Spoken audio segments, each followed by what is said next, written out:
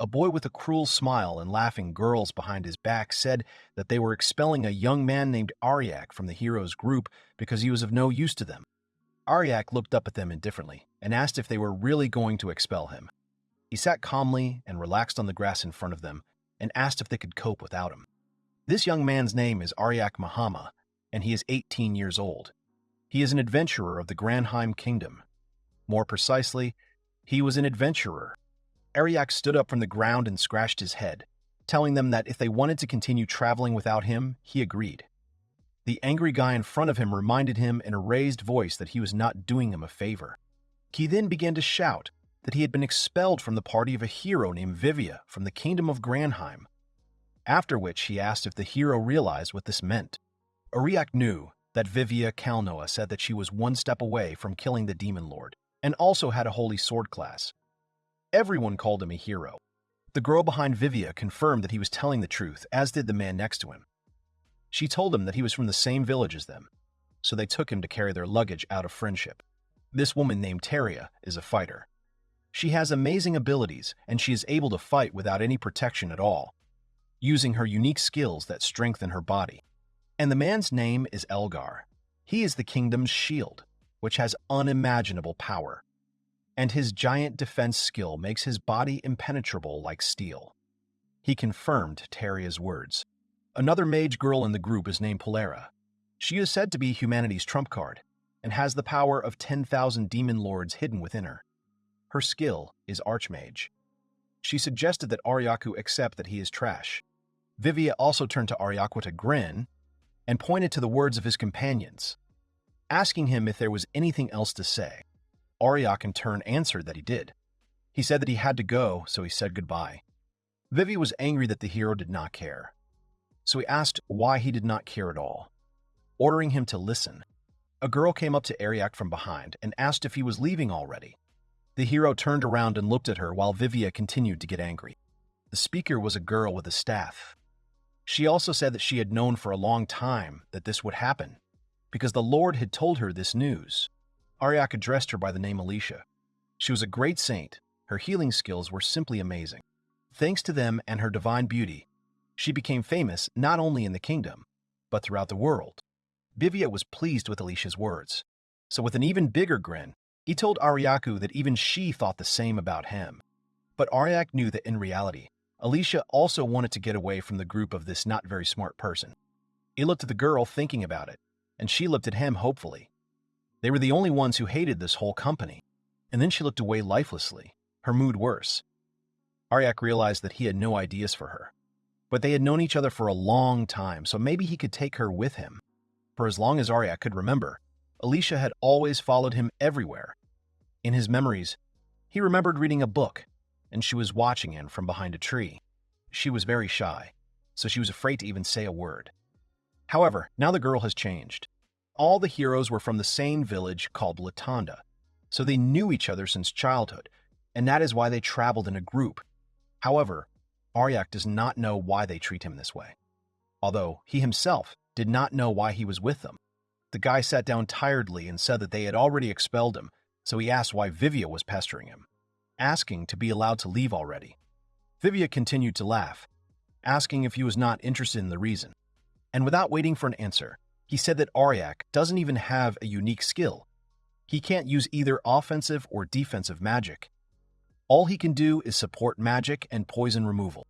Teria explained that without the necessary skills, he would only be a nuisance, and Elgar added that in a fight with the Demon Lord's army, he would be the first to die. Pulera also said that he was also giving false information, recalling that last time he talked about some kind of trap that did not exist. Ariak looked away, thinking that his lack of skills was no reason to exclude him.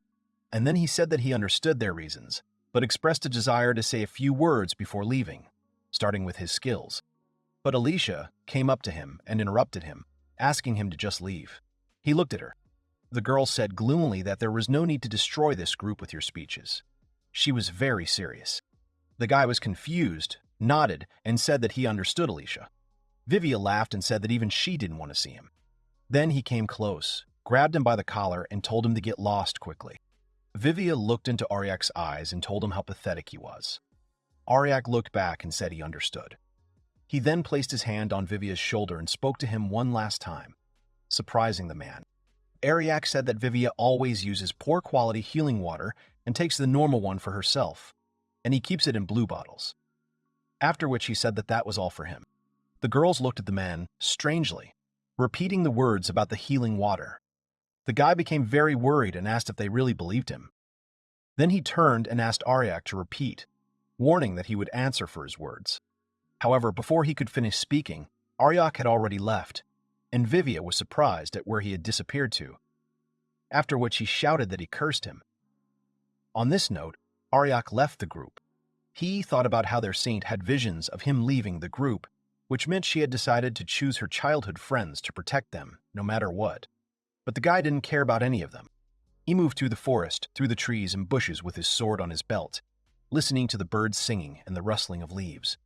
Leaves fell on his head, and he began to rest a little, pushing another branch away from his face. The young man noticed that there was no end in sight to this forest, and wondered how much longer he had to go. He decided to head to a town called Orti. Ariak had been there once and remembered it as a nice little town.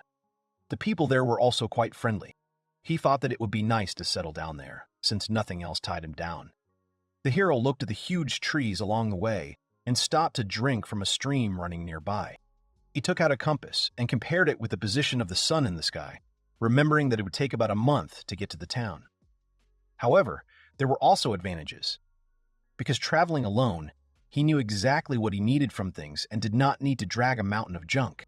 Then he thought about how Vivia and the others were doing at this time, looking away. After all, he was usually the only one who took care of all their inventory, so they are probably suffering now. And on top of that, they don't know how to use cards. As he moved further into the forest, he decided that he had enough of them and sent them to deal with the problems themselves.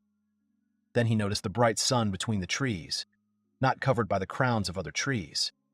He was surprised that he'd already left the forest. Ariak walked between them and came out on the cliff of a huge mountain, shielding his eyes from the sun's rays. He felt the wind with his hands and thought about his freedom. The young man said with a smile that traveling the world alone is much better. Ariak remembers that persistent request, the request he received from God in his dreams. He was still a small child then, and heard his name being called. He turned around and saw an old man with a long beard who was talking about how he would need to help his childhood friends until the right time came. However, the boy then wondered who it was.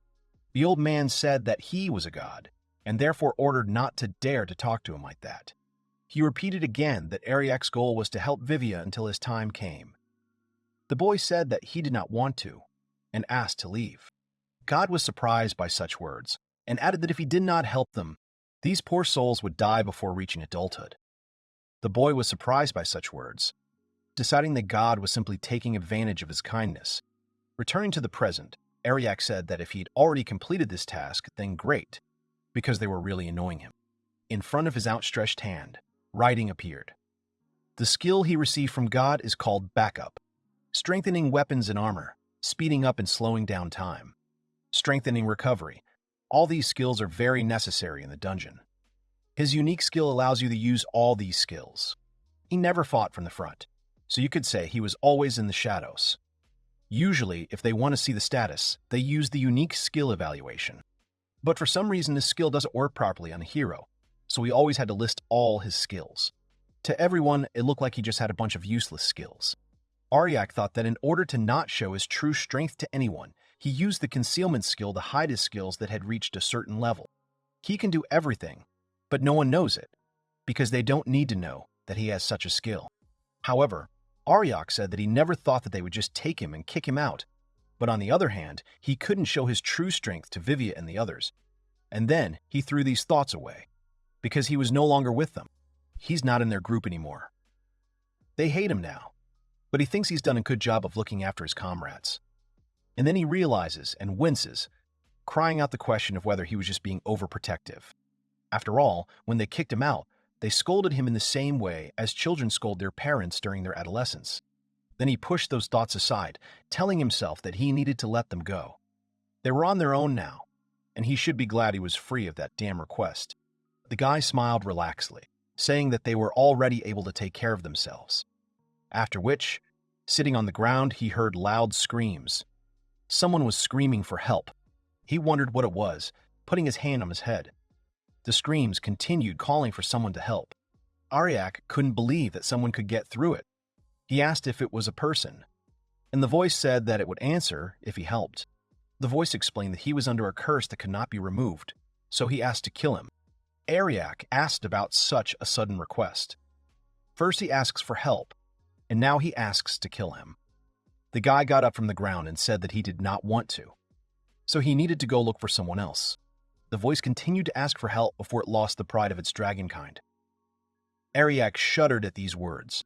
However, he answered, saying that he was asking for forgiveness for what he could not do, so he was saying goodbye. After which he stopped and asked again about the dragons. Ariak said that he did not believe it even more, because dragons were too proud a species to ask for help. The voice continued to beg, and the boy thought about how pitiful this voice was. He took his tied bag and apologized for asking too much. He explained that he couldn't just take the life of someone he barely knew. After which he picked up his things in the bag and thought, and then said that if he had said the word help instead of please, then everything would have been different. The voice repeated the word please again and then said help. Ariak was very surprised by this. After which the guy smiled and said that in that case he agreed and noted that it was worth asking in the first place. Then he said he thought he needed to make it so the voice wouldn't have to use the rest of its mana to contact him. He said he didn't think the voice was lying, and then he thought about where the voice was coming from. Then he shouted that he had found it and jumped down from the edge of the cliff he was sitting on. Landing through the leaves of the trees, Ariak's cloak caught on the branches as he fell, but he landed on the ground. Even though he has strength in his body, his clothes still get stuck in some places. Even the leaves in his mouth get stuck at the speed of movement. He began to move forward, saying that he had never been so active and that he had even torn his clothes. At that moment, a giant insect, similar to a caterpillar, appeared behind him with a deafening cry. However, Ariak didn't show it, only slightly looking at his forehead and shoulder, and used a spell, creating a magic circle behind his back. He thought that since he had a skill for repelling insects, it would be better for him to use it. Having dealt with the monster, the boy continued to think about the dragon, wondering if he should be trusted. When dragons lose to a man, they submit to him, recognizing his strength. This is why the hero finds it difficult to believe that dragons can even ask for help, because otherwise they would have to accept that humans are stronger than them. This means that, besides the dragon, there is someone there who may have plans for Ariak. After a little while, he reached the door in the rock and examined it. Drawing conclusions, the guy found a barrier that was probably weakened by the earthquake. He wondered if that voice really came from that place. He also looked around and noticed a large number of corpses, in addition to the crevice from the earthquake. Ariak assumed that these were all thieves who wanted to break in to find valuables, but were unable to. He also wondered if he could force his way through, but he rejected the idea because it would break everything. The guy exhaled heavily and said that he was already fed up with all this, but decided to first clean everything here and only then go. However, a man appeared behind the hero and said that the guy did not need to hurry. The man extended his hand to the side with the ball, and the corpses began to rise, turning into zombies. Ariak noted the power of controlling the undead and asked if he had a necromancy stone. The man laughed and said yes, saying that he had been using it ever since he found it and that he was very lucky because he no longer had to steal. He can just make zombies attack other people. Ariak looked at the man seriously and asked about what it was like to use such dirty tricks. The man with the scar on his forehead was angry, the veins on his face bulging, and he angrily told him to repeat it. Then he shouted at Ariak to get ready to join him as a corpse, calling him a puppy. The man laughed, repeating how lucky he was, because he could control all the zombies. But the hero was unlucky, because this whole crowd would turn him into a dead body. The hero was silent, and then he raised his hand indifferently, and the large magic circle appeared above him. He asked the man if he had finished speaking, and if so, he should disappear. Ariak pointed his finger at him. Immediately after that, the magic circle moved forward. It was the skill Restoration. All the zombies under the circle began to disappear. The man couldn't believe his eyes and called out to his zombies, calling it impossible, and wondering how it happened. Then he raised his voice and asked who Ariak was. The guy asked again, calmly remaining in his place. And then he replied with a smile that he was just the one who was expelled from the hero's group.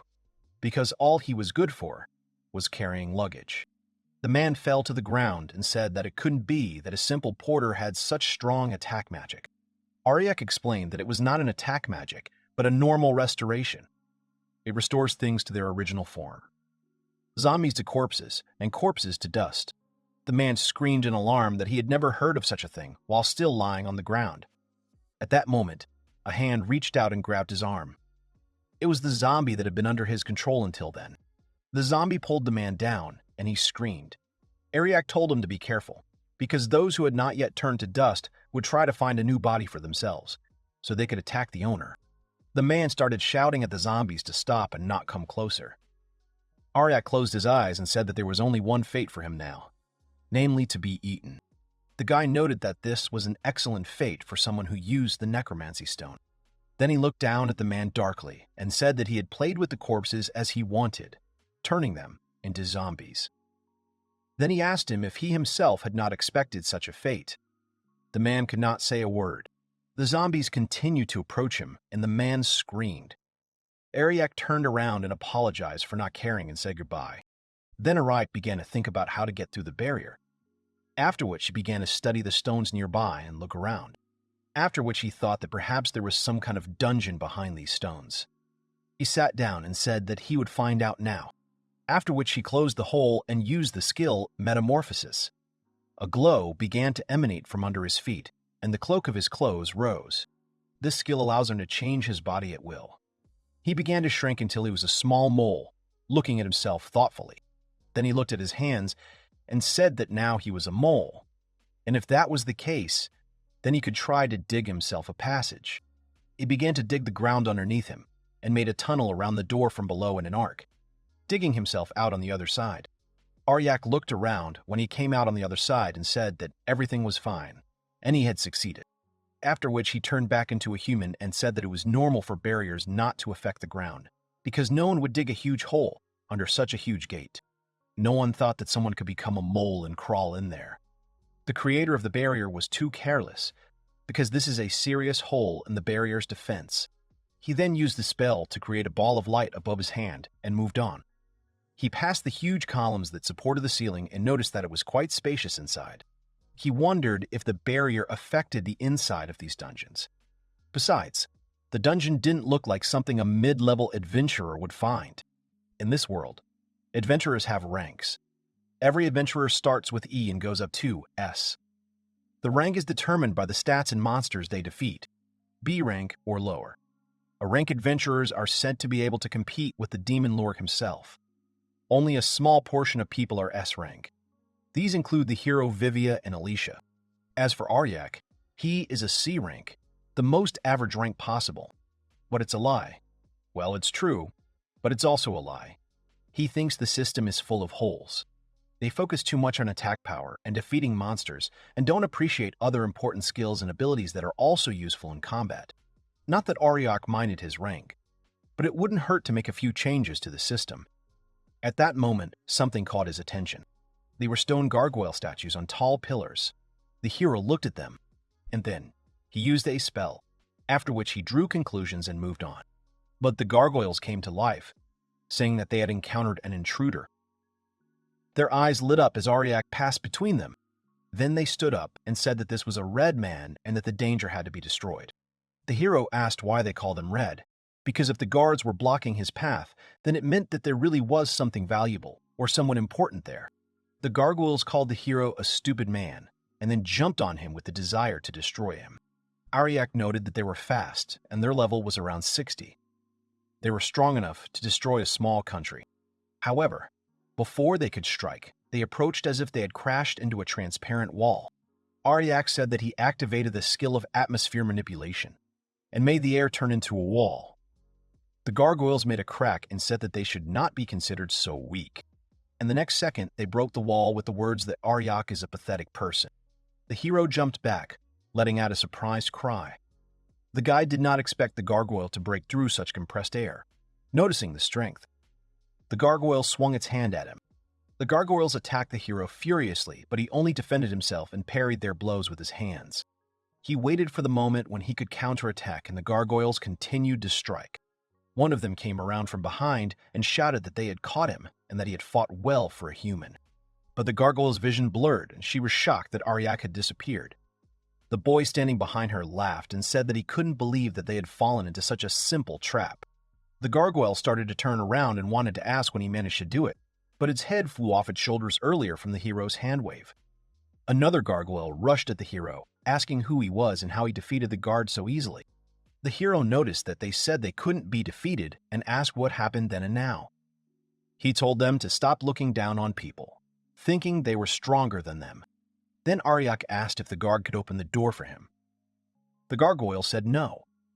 The boy called her a useless puppet.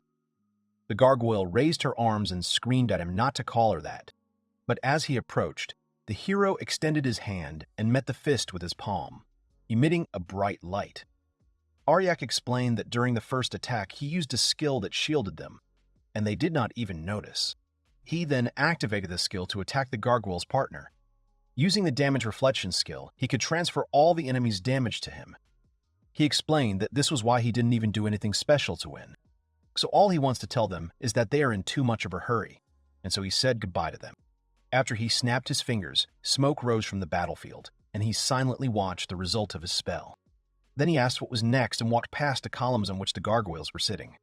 He came to the door with the seal and, looking at it, shouted for the door to be opened for. The door did indeed open with a corresponding sound, and Ariak walked inside. There was a corridor in front of him.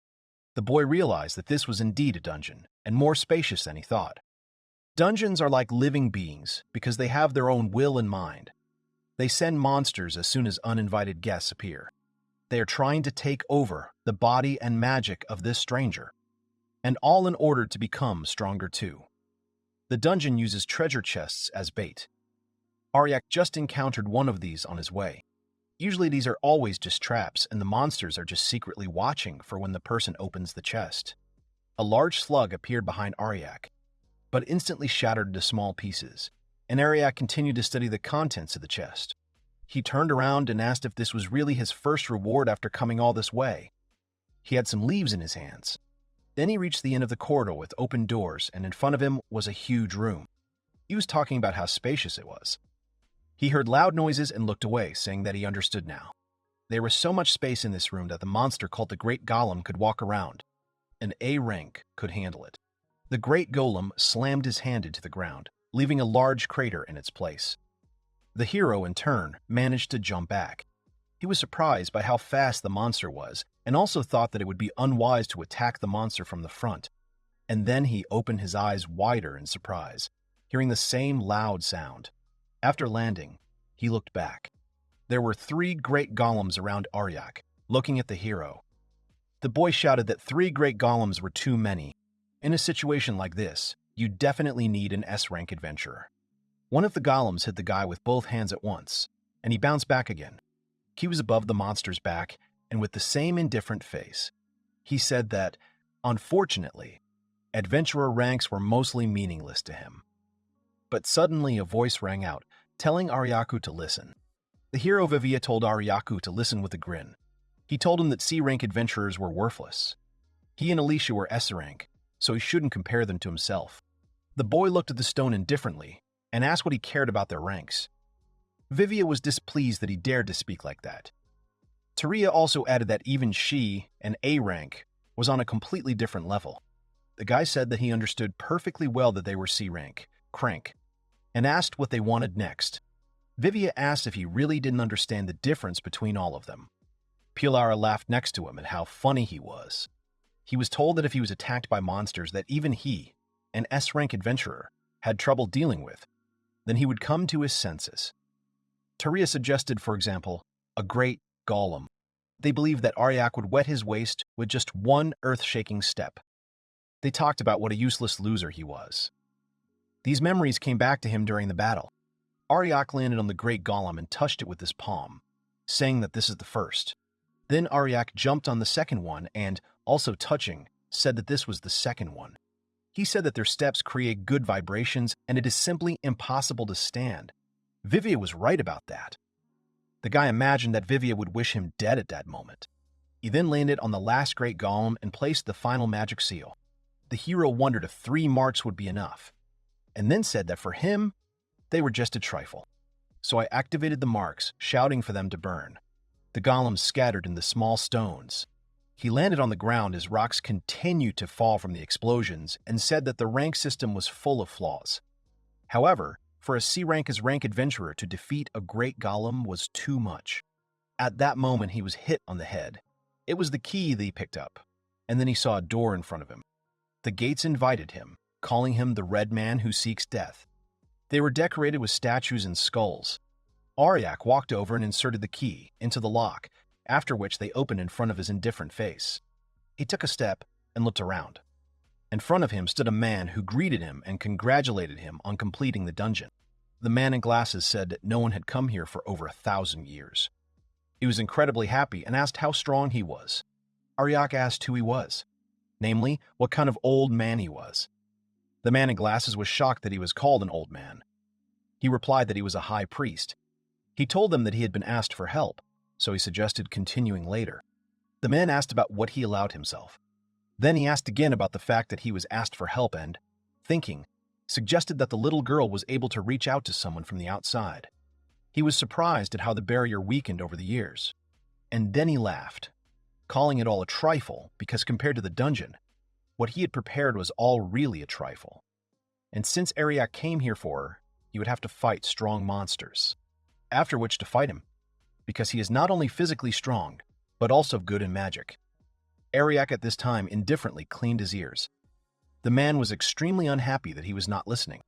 The hero apologized and politely asked him to repeat it. The man called the hero stupid. He didn't understand why. After just destroying several great golems, he acted as if he didn't care. Ariak said that the man was already starting to bore him, and he didn't have much time, and he didn't want to waste it on the old man.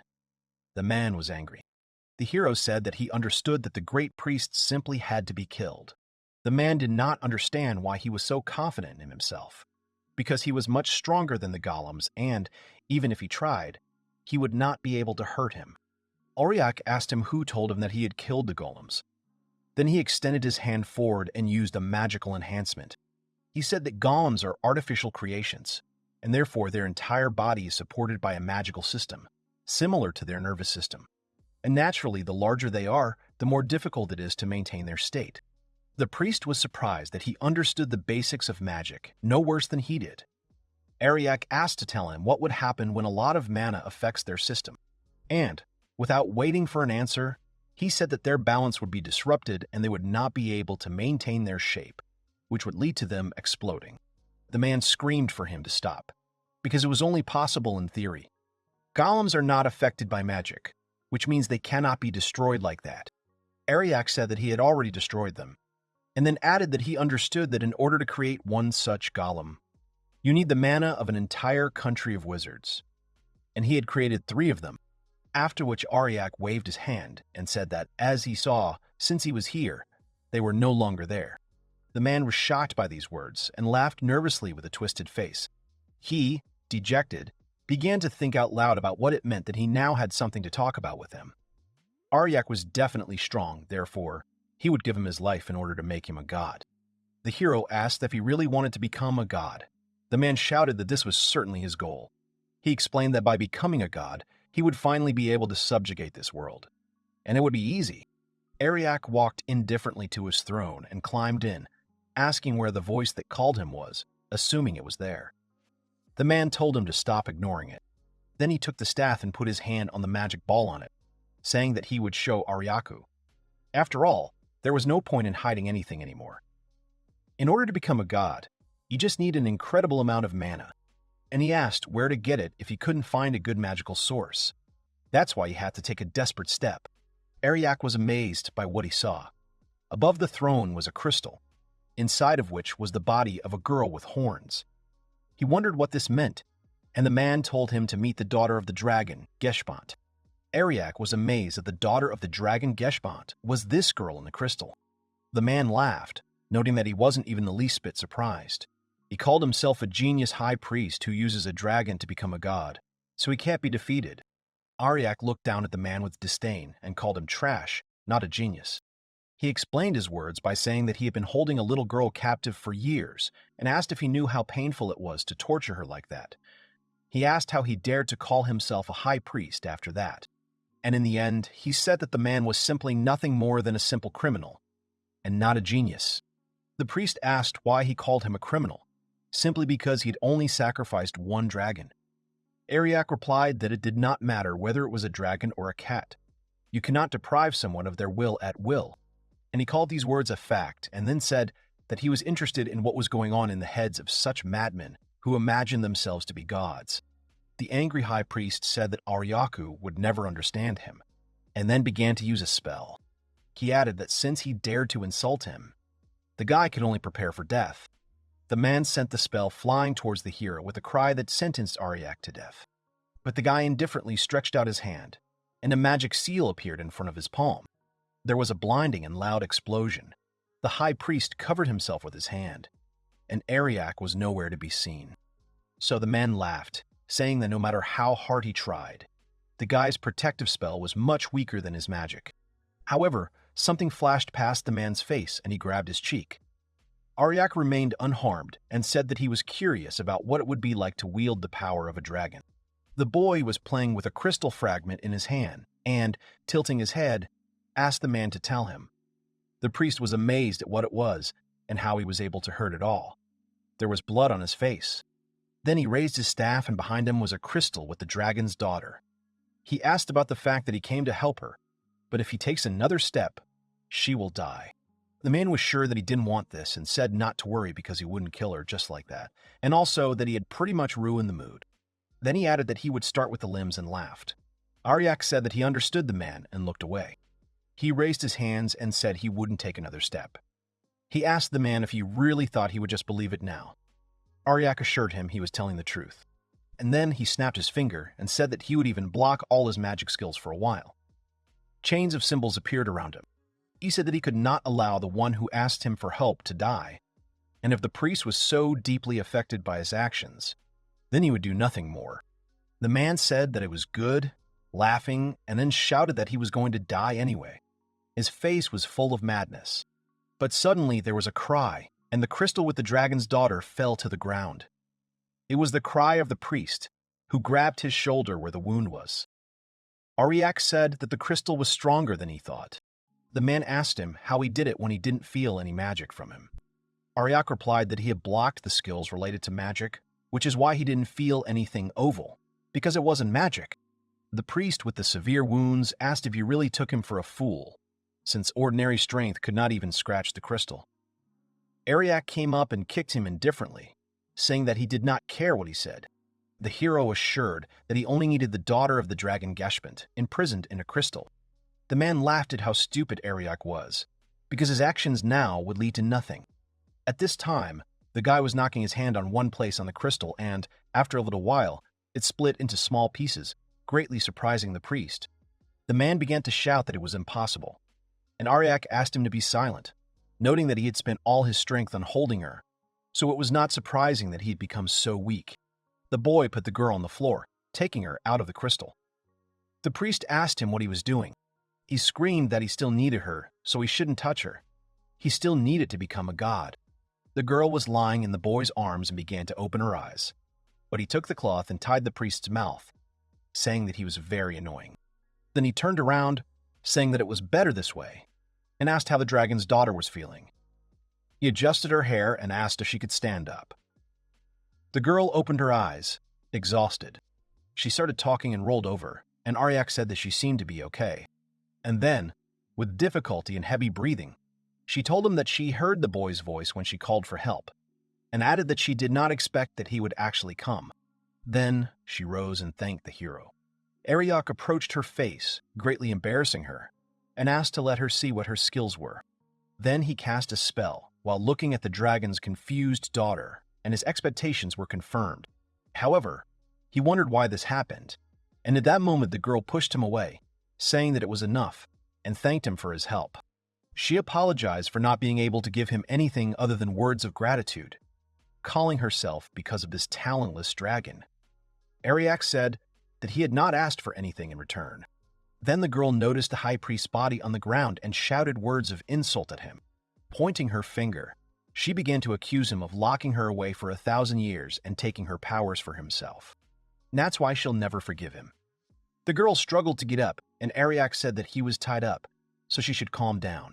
The girl said that it was very unfortunate, because she not only failed like a dragon, but also lost her strength.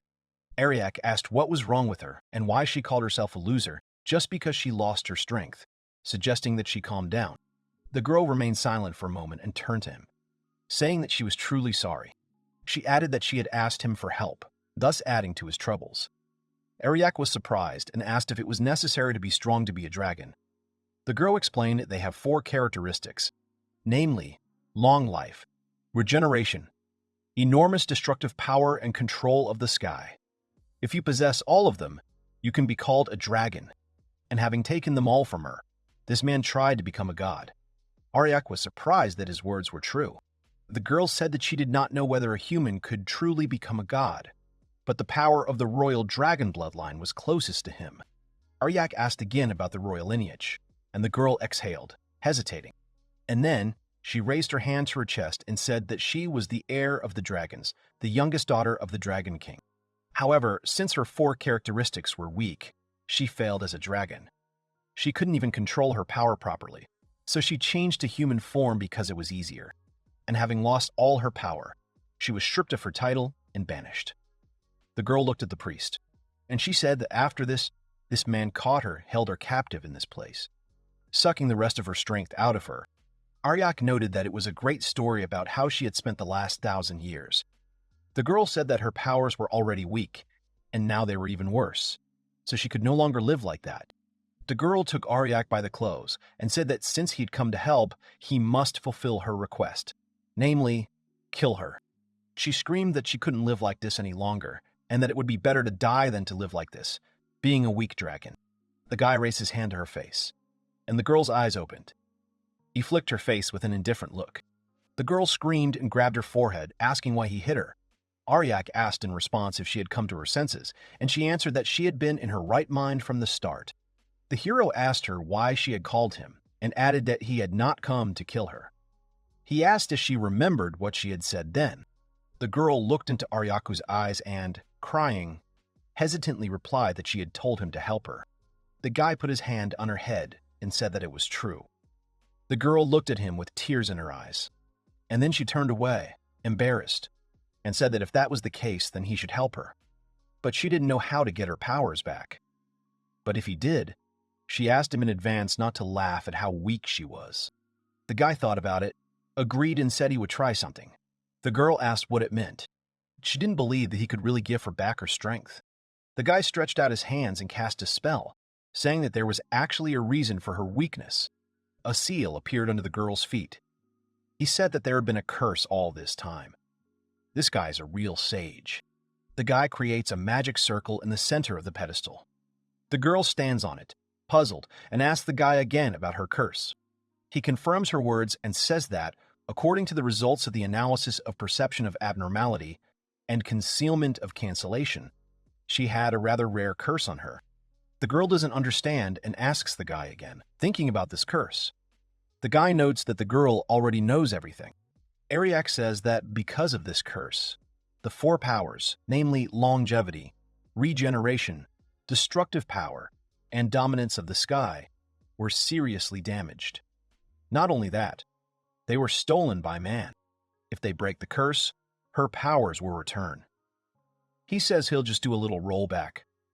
The girl is a little skeptical of his actions. The guy uses the curse removal skill, combining it with recovery, and will return her powers. He also activates time acceleration to make her recover faster, asking the girl for forgiveness. The girl freezes in place and begins to tremble. She begins to hold her throat and choke, unable to utter a word. The guy stretches out his hand, and dark smoke comes out of the girl's chest. The girl's eyes turn black and dark energy comes out of her mouth. She falls to her knees and pushes her chest forward. The dark energy was completely pulled out of her, and she finally took a deep breath, falling right on top of the guy. He catches her and asks if she's alive. She doesn't make a sound, and then breaks away and looks at the guy with happy eyes and an embarrassed face. Her face changes and she starts breathing. Ariak is surprised and says that everything is as expected from a dragon. The girl says that because of the guy she lost consciousness for a short time. They notice a dark substance that was above their heads and think that this substance was a curse. The girl asks the guy what that thing actually was in her. The guy confirms her words and says that it is so intricate that they would not be able to notice with a normal inspection. The guy says that this curse deprives the dragon of the meaning of life. This anti-dragon spell suppresses the dragon's powers. It was because of this thing that the girl was so weakened. Suddenly, this substance rises and then enters a person who was near the company. His face changes to sinister, and a little of this dark energy comes out of his mouth. The girl notes that this curse is turned into a person. The guy confirms her words and says that it is returned to the caster. It seems to him that the cursed person was forbidden to use curses again. The guy says that this curse is created to neutralize the dragon. The girl goes down the steps and looks forward a little swept away. She looks at the crumbling human skeleton and then says that it is a curse to neutralize the dragon. She looks at it with an ominous expression. Her pupils have narrowed. Suddenly, she raises her hands and does not understand what just happened to her. She is embarrassed but happy to realize that her strength is growing. The guy says that the thing that was stealing her powers is gone, so he thinks it was regeneration that cured her so quickly. She gives him a thumbs up. A huge magical ball emerges from her finger and gradually grows. She then shoots it upwards, creating a huge pillar of magical power. The girl tells the guy that she is very grateful to him for giving her back her power. She thanks the guy shyly and with a smile on her face. Ariak says that there is nothing special about it, to which the girl says that the guy is acting strange. After which, she again turns to the guy and shyly tries to tell him something. She gets very embarrassed and asks the guy what she looks like. She asks the guy about his favorite type of girl, addressing him as a master. He says he doesn't care. The girl didn't expect this turn of events. The girl cries a little, saying that she thought her body was much better at the previous moment, to which the guy refutes her words. Ariak says he actually thought she was beautiful when he met her. She's still beautiful even after her powers returned. He says he never thought he'd say something like that. He asks the girl for forgiveness for hurting her. He thinks that she is one of the most beautiful girls he has ever met, and her pupils and lips are like precious stones. She also has graceful hands and body. He says that he doesn't think there is a single guy who would pass by without looking back.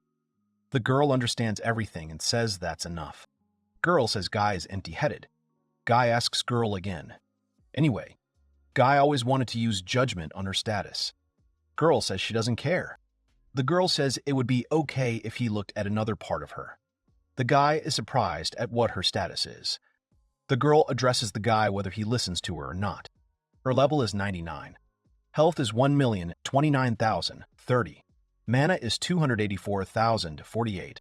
Attack is 98,048. The guy says it's a lot bigger than he thought.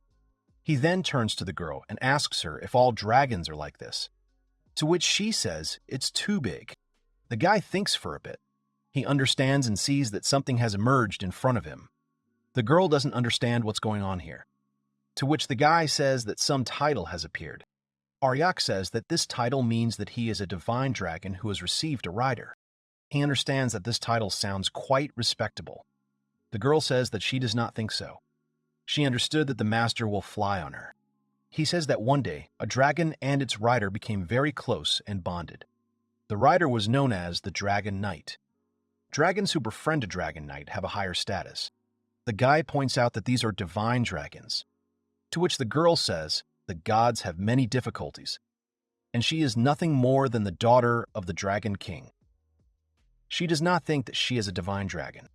The boy says that the girl wants to say that the boy was the one who would awaken the divine dragon in the girl herself. The girl actually feels a divine aura around the master.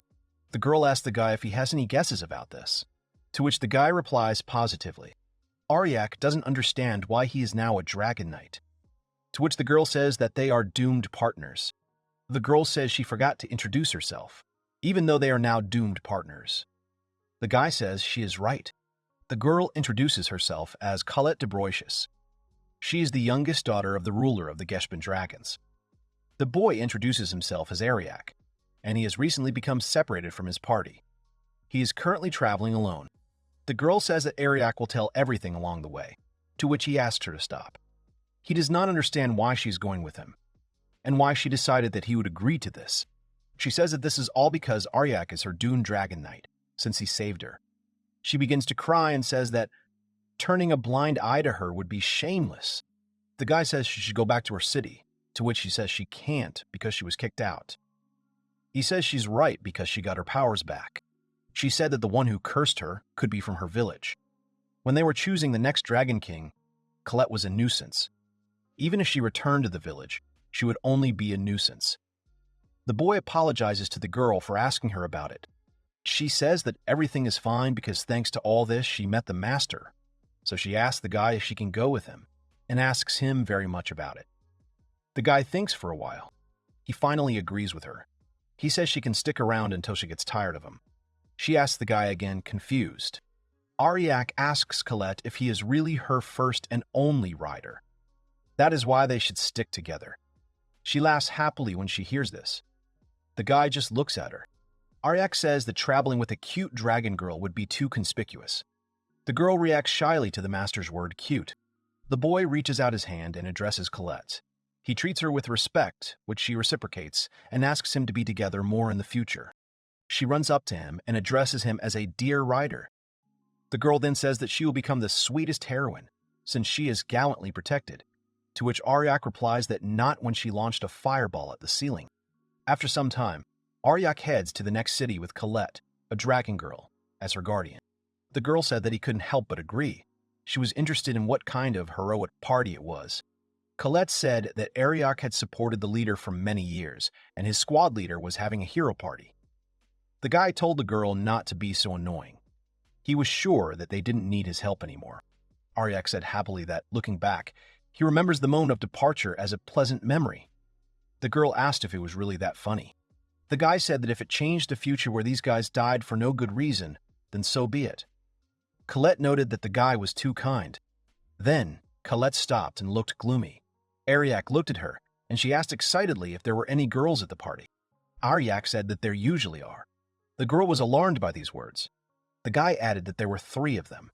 Colette swung at these words, and then she began to talk nervously about how she couldn't lose to them. Ariak thought about how dragons could be so expressive. A short time after Ariak and Bivia had parted, he slammed his glass down on the table, commenting on how refreshing the drink was. Hero Vivia smiled and was very glad that Ariak left him in a deplorable state. Teria confirmed that it was true, and Pilar added that the guy was crazy. Vivia turned and addressed Alicia.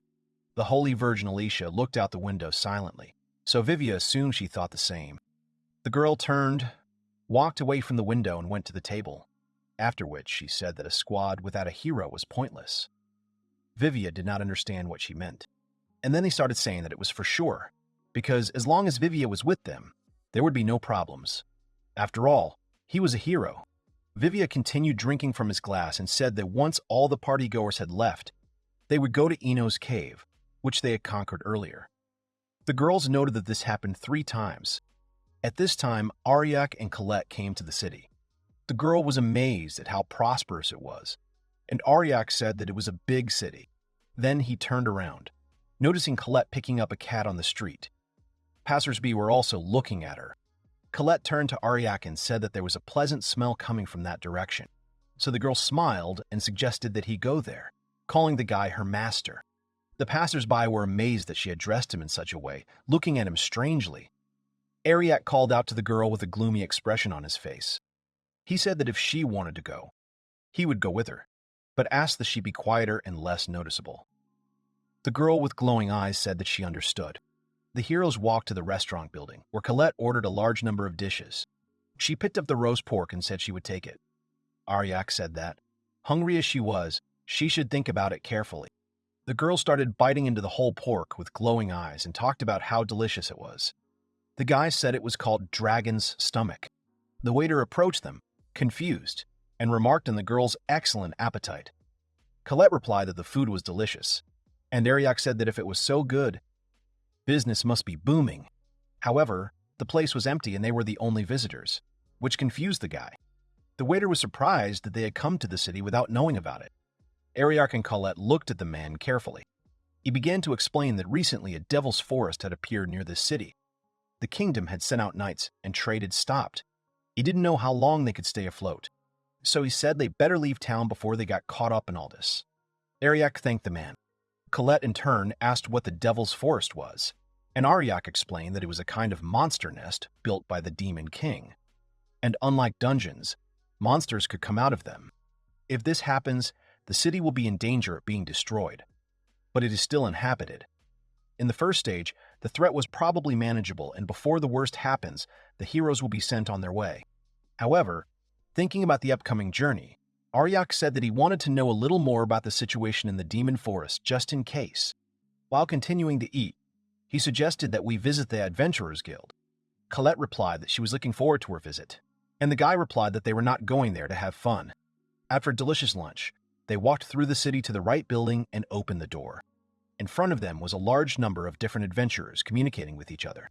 However, they immediately turned their attention to Ariak and Colette, falling silent and looking at the heroes. The boy walked past indifferently. Colette followed him and noticed that the atmosphere was not the best. Ariak replied that it was not because of the Demon Forest. He went up to the counter and called the administrator. The girl, without looking up from reading the document, answered that if he was an adventurer, he should give his name. The boy replied that he was Ariak Mihama, a C-rank adventurer. The girl at the counter suddenly stood up and shouted. The people in the Adventurers Guild began to talk about Ariak, asking if the hero had been kicked out. Colette asked why they were making such a fuss. The guild worker politely asked to wait for 1 minute because there was an order from the kingdom. Ariak looked at her calmly. He leaned against the counter, repeating the words about the decree from the kingdom, and Colette was glad that her master was famous. A question began to come from the guild about why now, and the heroes turned around. A man came out to them with a paper and asked the boy if he was the one who called himself Ariak Mihama.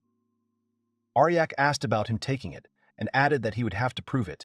The man replied that he wouldn't have to, because he fit the description on the flyer perfectly. He also said that he didn't expect the guy to shamelessly come to the guild. Ariak began to look at the leaflet with his portrait, and the man, grinning, introduced himself as Awesome, the head of the guild, and he had an imperial decree from Granheim. He then shouted that he was revoking Ariak Mihama's Adventurers Guild license. The boy was very surprised by this information. People in the guild began to discuss revoking a license, because to deserve something like that, you would have to commit a terrible crime. Colette was displeased with their words, asking if they thought the master was a fool. Ariak only expected to be simply expelled from the hero's party and demoted to E rank. However, now he can't even get assignments, let alone buy materials. Colette was shocked and asked if they were having problems because of this. The guy chuckled and said he wasn't exactly sure what he expected, but the guild was just a system, so he didn't really care. Asim haughtily asked if Ariak was serious, and he in turn said that he heard that a devil's forest had appeared nearby. So it must be a general call to attract people. The boy asked if he thought that the kingdom was revoking their license because of these circumstances. Asim clarified that it meant that he didn't need his support now that he had been expelled from the hero squad. Asim said that the royal guard was already heading to the forest to sort out the situation. They don't care about cleaning up after the knights. They're good enough on their own, so they don't need them. They're just trying to get them to rescind the order on that basis. Colette asked what would happen if she destroyed them. Ariak replied that he would be the one killed. The boy wondered why they sent the Knights of the Kingdom and not the hero's party. The city was far from the king's landing. They were only separated, and so the boy thought that Vivia and others who might be nearby would be asked to destroy them. However, something happened and they had to send the knights. Awesome stopped Ariak's thoughts. He said that there was no use for them anyway from a useless person like Yub. After the royal knights killed the boss deep in the forest, the adventurers should do some cleanup there. The people in the Adventurers Guild building confirmed Asim's words and suggested that Ariak leave because he was out of place. Colette was very angry with these words, and the guy silently turned around and began to leave, calling the girl to follow him. People smirked at this decision, and the girl did not understand it.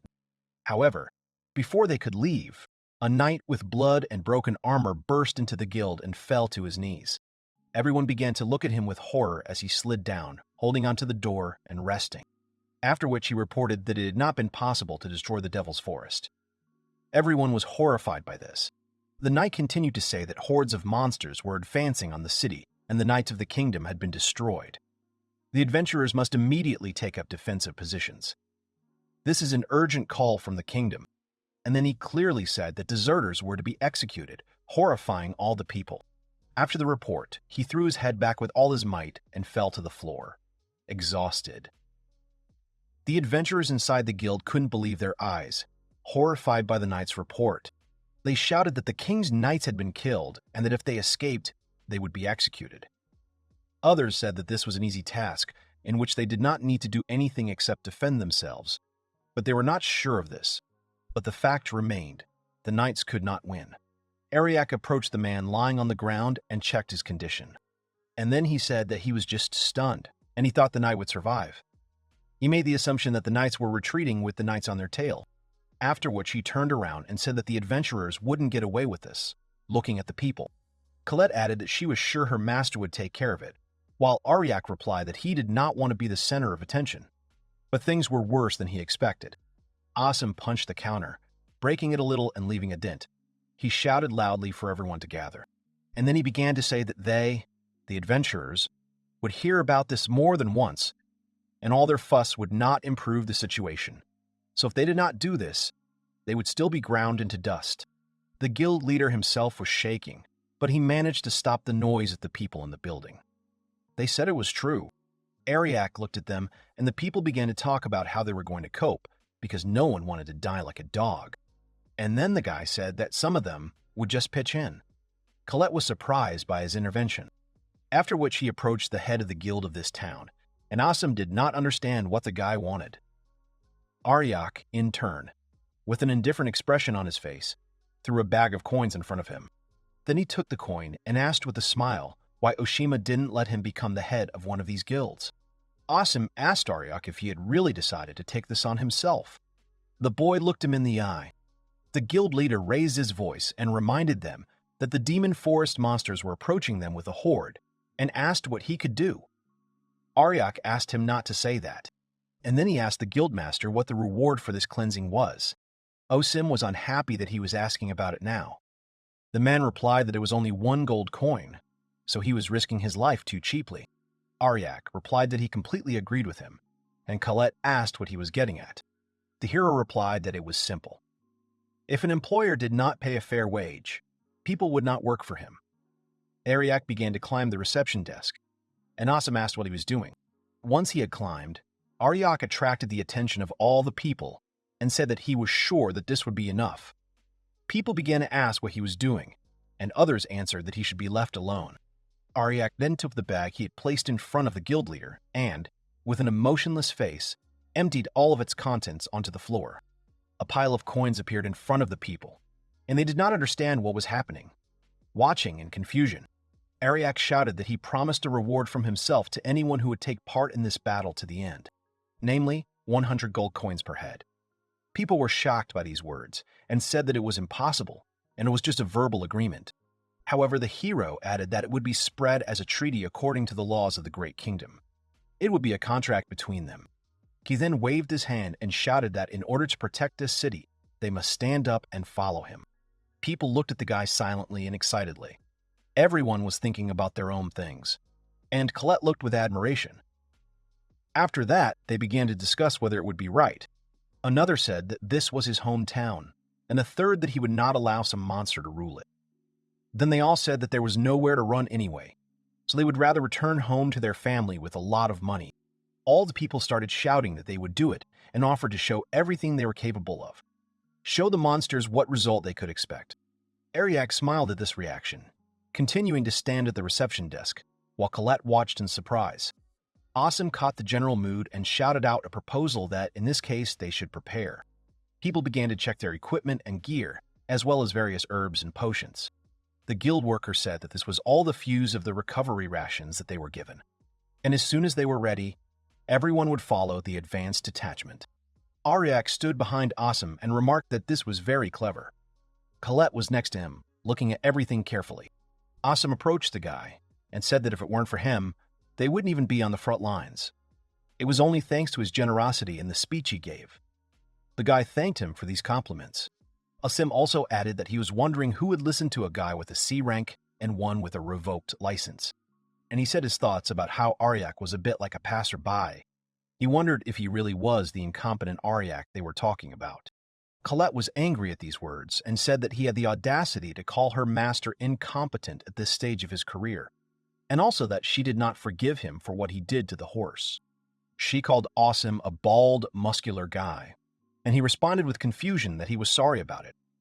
Ariak apologized, but said it was true. He really did bribe, because money is what makes people's lives livable. And it's the job of those in charge to pay people well. So sending people to their debts for just one gold coin is outrageous. Colette smiled brightly and said that she understood what the guy was getting at, and Awesome wondered how he managed to get hold of such a large sum of money. Ariak replied nonchalantly that it was just his savings.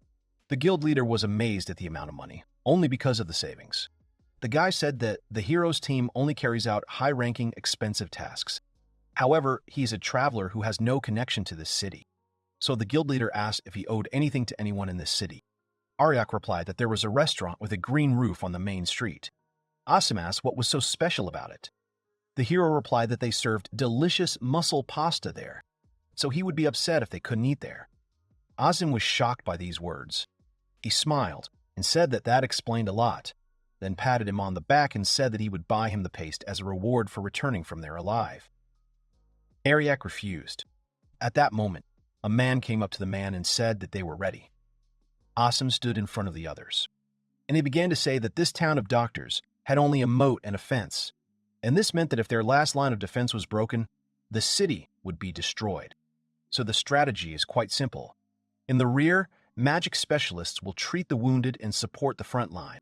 An enemy whose army is destroyed can be said to be hopeless, but they must win. Then he raised his voice and raised his hand up, shouting that they must win and return. Ariak and Colette watched from their perch. The girl said that morale seemed quite high. She added that she could hear the earth shaking from the hordes of demons in the distance. There were about 1,000 of them, and no more than 100 adventurers, so she doesn't think they have a chance. Ariak replied that it might be difficult. The girl asked if he meant that her master would destroy them all in one fell swoop. Ariak explained that even if they did nothing, the heroes would come and take care of everything, and that would do them no good in the long run. So if they don't have the confidence to fight their own battles, then they won't be able to defend their cities when the same thing happens. So they need people to work together, fight, and win. Colette was surprised to see that Ariak had gone too far, and then saw an explosion in the sky. She looked and said that it had already begun. Ariak turned and called her to follow him. He said that the people must win through the power of the people, and there is no doubt about it. However, in his opinion, supporting them is the maximum he is prepared to do. Some time passed. People gathered 4 kilometers northeast of the city of Medicine, in the last line of defense. Awesome shouted that their center was bursting at the seams, so everyone should hit it. The goblins attacked the people who were already exhausted from the battle and wounded, but Awesome saved one of them. The guy was glad that he wasn't dead yet, and the guild leader shouted that everyone with less than a third of their health points should step back and let the healers patch them up. He said that everyone needed to hurry up with the magical enhancement of the attackers. There was a flash and a roar behind him. Awesome said that it was another explosion and asked if the Nigro brothers were responsible for the defense of that place. The unknown man swung his fist with brass knuckles and shouted, then hit the ground, leaving a small crater there. Another man nearby was swinging a sword, holding it with both hands. They stood back to back. The swordsman asked his brother what they should do since one of the healers had run out of mana for spells. The goblin stabbed the man with the knuckle dusters in the shoulder, and the swordsman turned around worriedly to check on his condition. The wounded man told his brother to look ahead because the enemy would not wait for him. At that moment, the goblin with a club attacked him. He shouted that he should not even think about surrendering, because if they lost this fight, then their homeland would be finished. At this point, a knight approached Awesome and said that the left flank was suffering heavy losses, and the Neal brothers were wounded, and they were on the verge. Awesome ordered not to let them break through and to keep reserve recovery potions ready. The knight also told the guildmaster that the right flank was also requesting reinforcements. There appeared Gudraks, monsters that look like caterpillars. That's why they need 3 A-rank adventurers. Awesome angrily shouted that they couldn't provide them, so the guy should tell them to take care of it themselves. He said that he also has problems because they are in the minority, and the enemies do not even think about stopping. The knight called the guildmaster again, and he angrily asked what it was this time. The knight pointed his finger in front of him. All the knights nearby also looked in that direction. Awesome turned around and his pupils dilated. A huge monster, several times larger than an ordinary man, with horns and fangs, appeared before the adventurers of the City of Medicine. The warriors couldn't believe their eyes. Awesome stuttered out the word Sanguk. It was the Cannibal King. People said that it couldn't be. There was a monster of rank S in front of them. They were terrified. The Cannibal King began to suck in air with his mouth, and Awesome, noticing this, ordered everyone to retreat quickly. The monster began to scream furiously and deafeningly, opening its huge mouth. Its pupils were black. People retreated quickly. However, due to the scream, they fell to the ground. Only a few were able to stand on their knees. The adventurers could not control their own bodies. Azim looked around at his comrades, and he began to call for a healer while the Ogre King looked down on them. The people were calling for anyone who could move. The goblins and other monsters decided not to waste time and began to approach the immobilized elf among the warriors. The girl closed her eyes, accepting her death, and blood flew. However, it was not hers, but the monster's. Ariak chopped off the head of a goblin, swinging his axe in front of the adventurer. She opened her eyes in surprise and saw the hero's back, or rather, his black cloak. The head lay separately on the ground, and the girl could not say a word. The boy told her that it was the skill of the Cannibal King called intimidation. Then he turned to her over his shoulder and asked if she was hurt, because an ordinary adventurer simply couldn't cope. The girl looked at Ariak with admiration and said that everything was fine, thanking him on behalf of the elves. Colette, with an intimidating smile, jealously answered for Ariak that she was glad she was okay.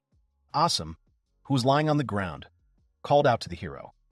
The guy greeted the guild leader, and also added that he looked better than Ariak expected. Awesome asked him not to say stupid things.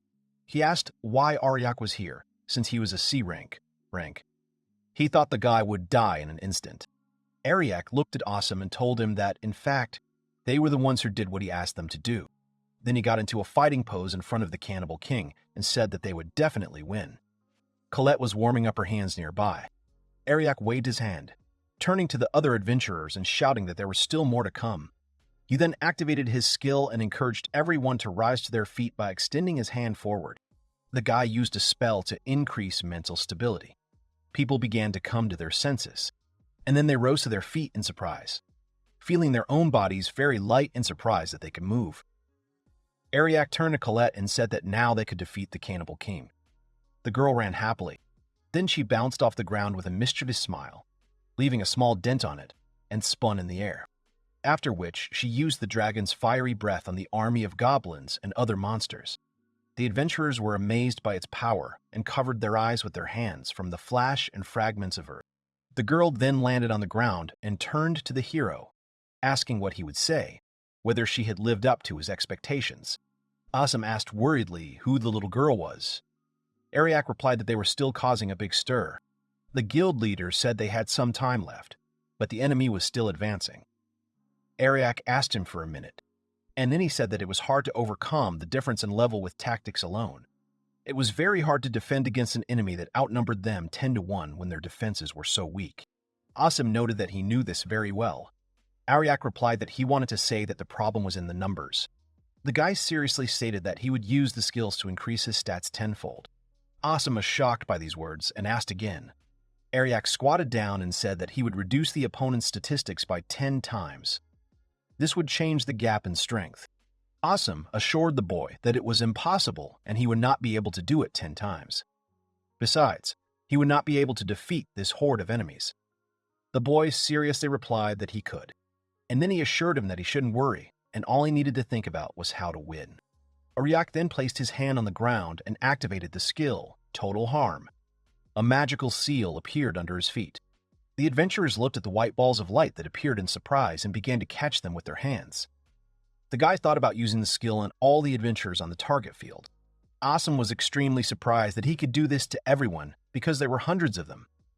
Then Ariak put his finger to his forehead and said that he would start with the skill Damage Reduction. It reduces the amount of damage received from enemies. The guild leader looked at his hand, saying it tickled. Then he said he didn't think it would close the tenfold gap in strength. Ariak asked who said it was the end. Then the guy increased his speed of movement with the skill Agility. People noticed how their body became light. Third, Ariak has increased the accuracy of dodging attacks. This will prevent attacks from directly hitting adventurers.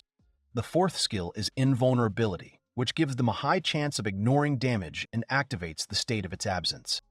The fifth skill is chaotic dodge, which increases the chance of dodging without taking damage. This will ensure that they will never take damage. The adventurers couldn't believe that they had been improved so much and thought that it was enough to fight. Ariak said that the sixth skill gives them a percentage damage reduction. Everyone was amazed that there was more. However, he began to impose more resistance, increase in power and attack coefficient, added the effect of poison, recovery of condition, strength, magic resistance, defense, critical speed. Everyone was shocked. The 20th skill in line with a critical power boost. No one could believe the 20 boost, and Ariak chose the next one. The adventurers were surprised by the variety and then noticed another wave of enemies. Wondering where so many of them came from, everyone wondered if they really had 20 skills. The elf girl, whom Ariak saved, took the sword and killed several monsters at once with one swing.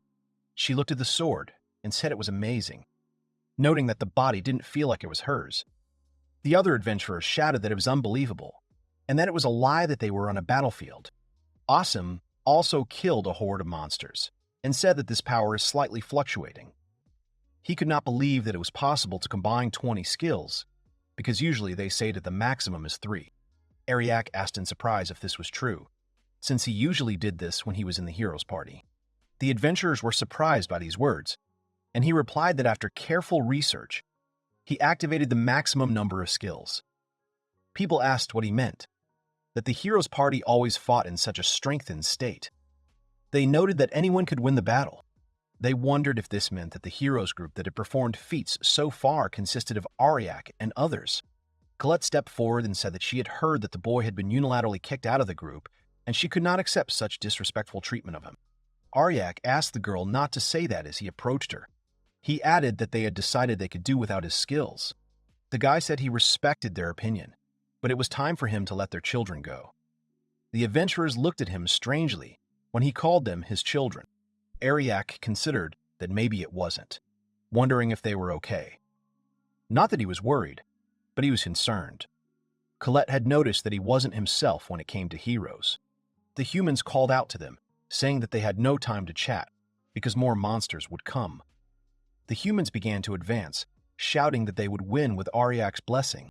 They started fighting, and the guy said they had to make the Ogre King stop being like that. Colette asked if that was a good thing. After all, the monster didn't move. However, there was one but. He wasn't going to make his move while he could get by with small monsters. Colette noted that there was time to spare, and even with her master skills, it would be too much for a mere mortal. Ariak replied that it was true that the orcs were strong, but there's a strange thing. The monsters that appear in the early stages of the demon forest, the wasteland, did not appear at all.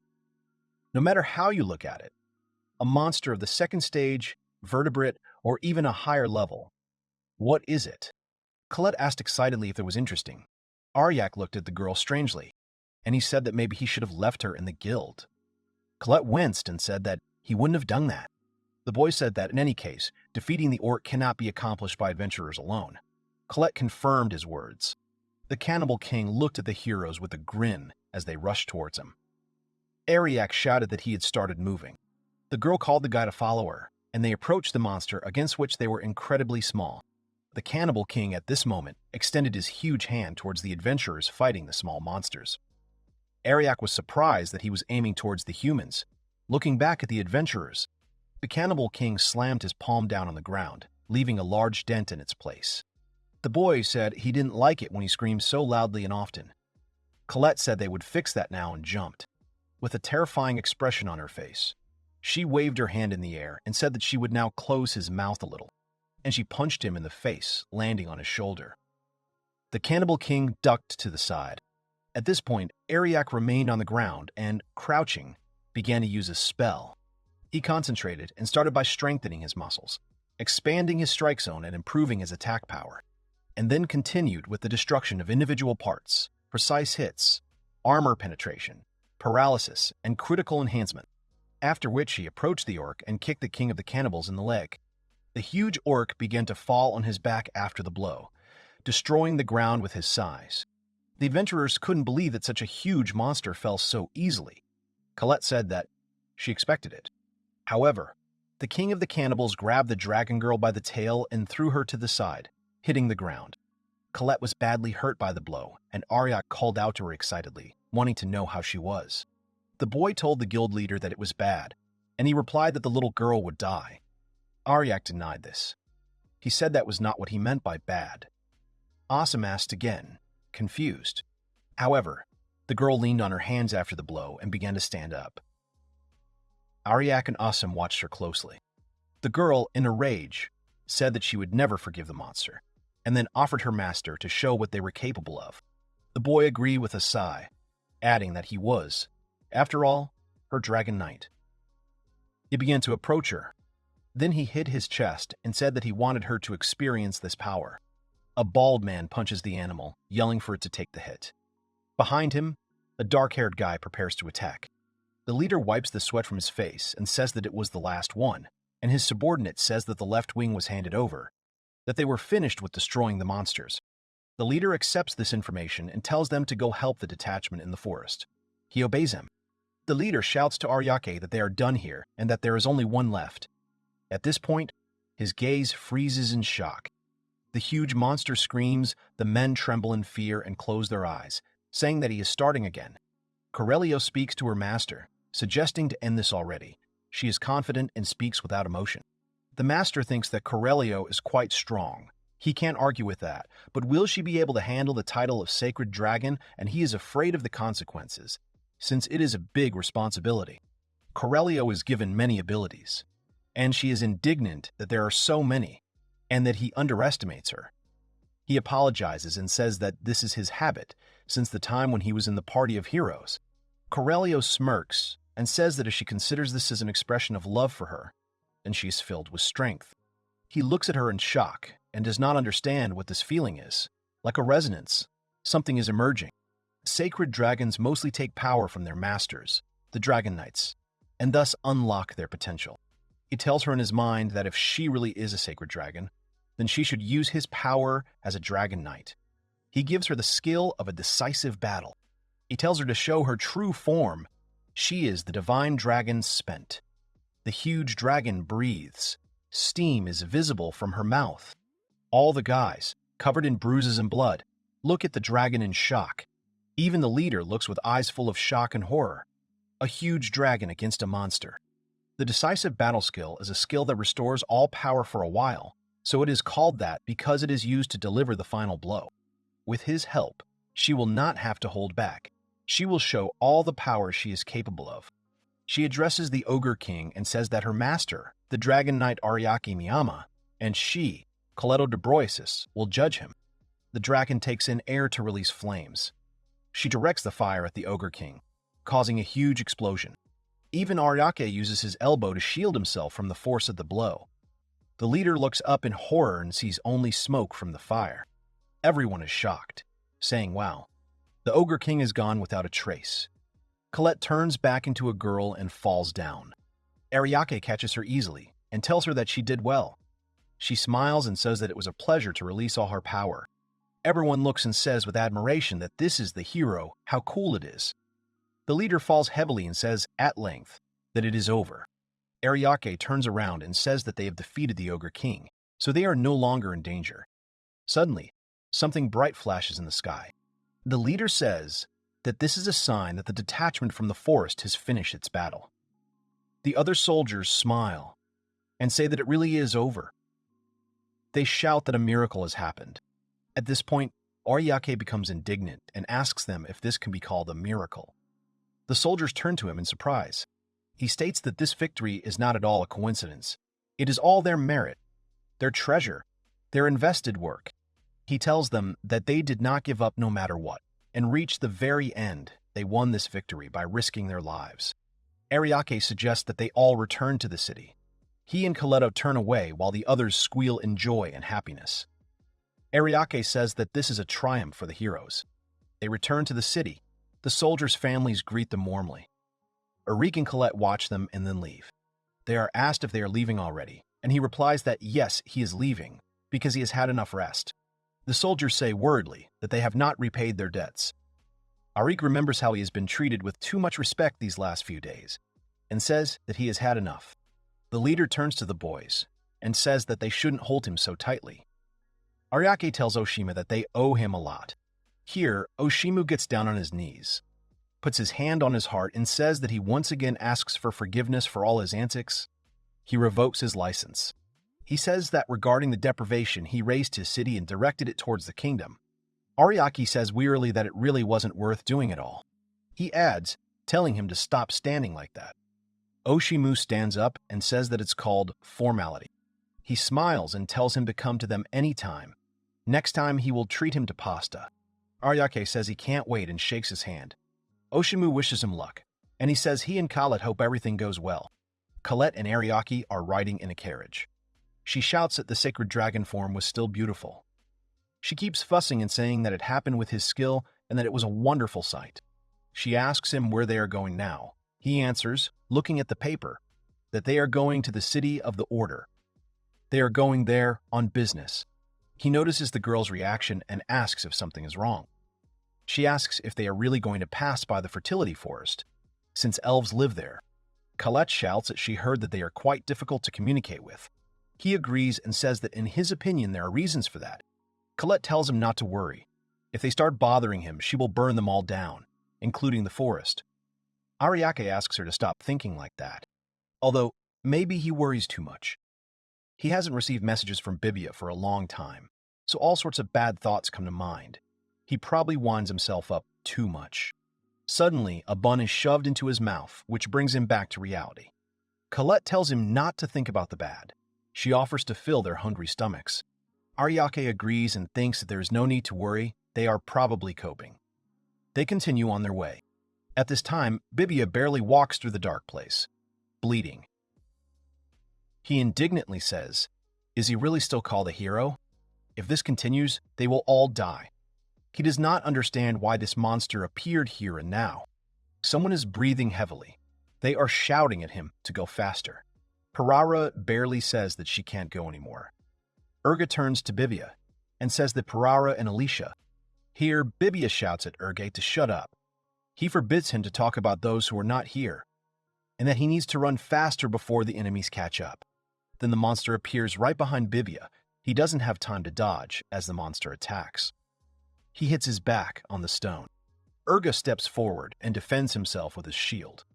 Bibia asks him discontentedly why he is taking so long. Let him do his job properly. He replies that he is working as always. Bibia despairs and thinks that the healing potions are already at 0 after all. This is an ordinary dungeon. He doesn't understand how it happened that he, a hero of the S rank, he got into such a situation. He lowers his eyes in horror. A few hours ago, in the cursed cave, Bibia goes and says that he thinks they can get to layer 50. Urga agrees and says that this is not the first time. The girl says that it is. 50 words are just right for a C rank. It will be easy since he also has a person with an S rank. Here, the blonde asks them if they have prepared items for battles. She is a little worried that something might go wrong. Bibia turns around and says that on such an easy hike, taking special items with you is completely unnecessary. Alicia says that while Ariak is gone, they should at least be prepared. He tells Alicia that she is too worried. Parara says that, indeed, how could this useless guy's departure affect them? She asks with a grin. If she really doubts their magical support, she has completely stopped trusting people. Alicia sadly replies that she didn't mean it. Then Parara starts screaming. What kind of attitude is this towards her? Bibia tells Parara to stop. He tells Parara that since Ariake isn't with them, it's her job to light the way. She sighs and says that it's kind of awkward, of course, but okay. He tells her not to worry, as a great man like her can handle it easily. She smiles and replies that she can handle it. He laughs and says that it will be easier to walk without the load. Dilia also agrees with Mr. Bibia. Dilia replies that, of course, she will be useful to him. He grins. Bibia thinks it's great, and Delia and Parara are in love with him, so it will be easy to manipulate them. He reflects that Alicia is quite a complicated girl, but soon she will also belong to him, because he was chosen as a hero who will save the world. He convinces himself that he will make this whole world his own and will rule it as he wants. He tells the girls that they will quickly cope and come back and celebrate. Alicia looks and says that there is nothing to be done. She warned them. They go underground. They are scared by a common bat. Parara exhales and says that she was so scared. Bibia looks at her angrily and sternly calls her by name. He tells her to do something about this light already. They don't even see the enemies approaching. Parara asks him not to be so angry. She says, offended, that she is trying as best she can. He asks in anger if that is all she can do. He shouts that Ariake lit up the entire cave without any effort. Parara agrees with him. Then Alicia says that there is no one else who could do the same. She explains that inside the dungeons, living and non-living, everything is saturated with magic down to the smallest detail, and they are unable to control this magic to illuminate the entire cave. She says that Ariake told her so. Offended, Bibia says that even a fool can see it. Then a huge spider jumps on Bibia.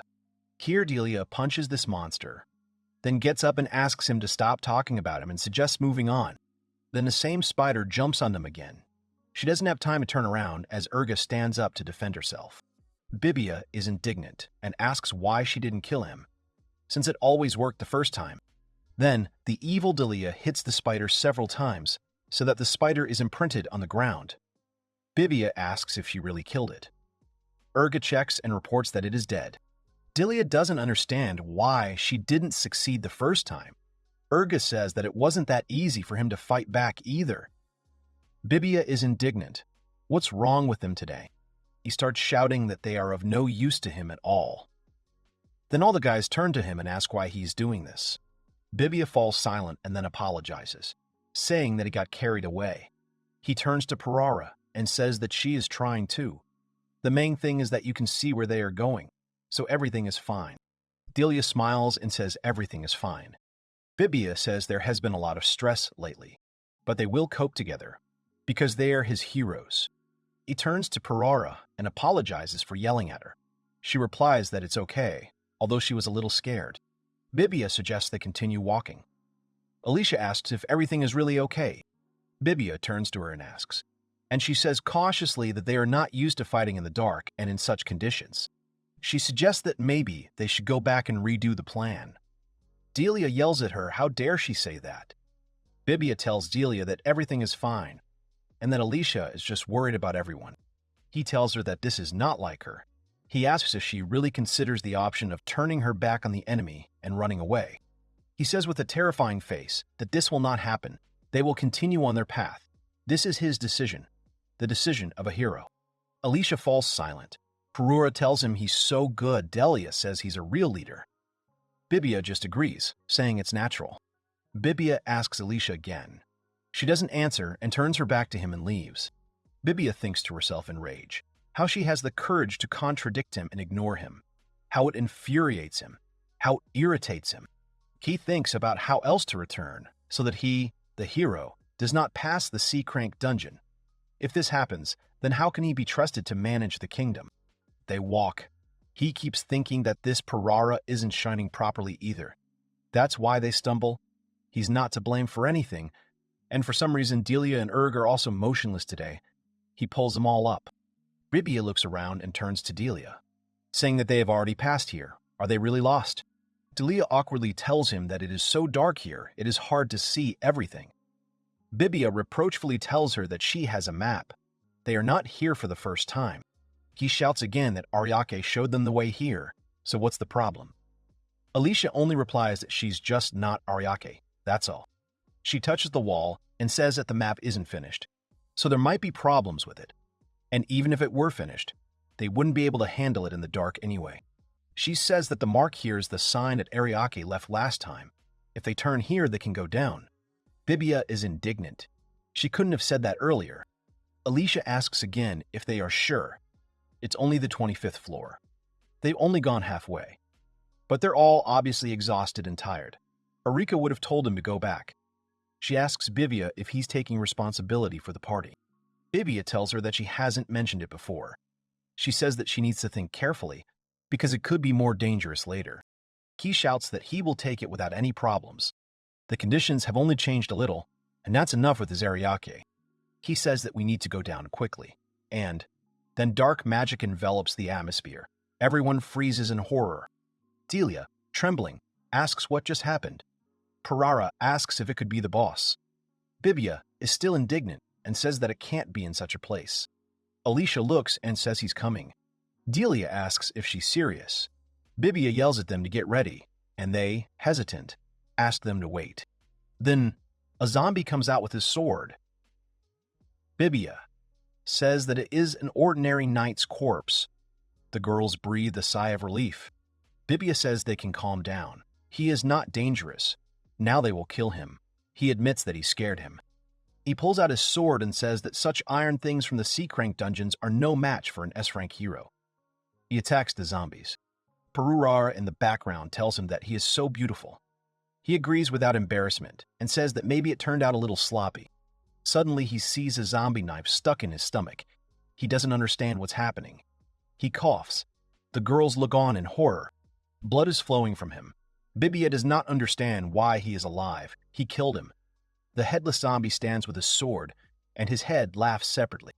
Bibia realizes that he has been wounded. Does he really have a hole in his stomach? He holds the sword tightly and starts screaming that it is impossible. Bibia is in pain, so much pain that he can't move. The zombie pulls the sword out of him and turns away from him. Bibia falls.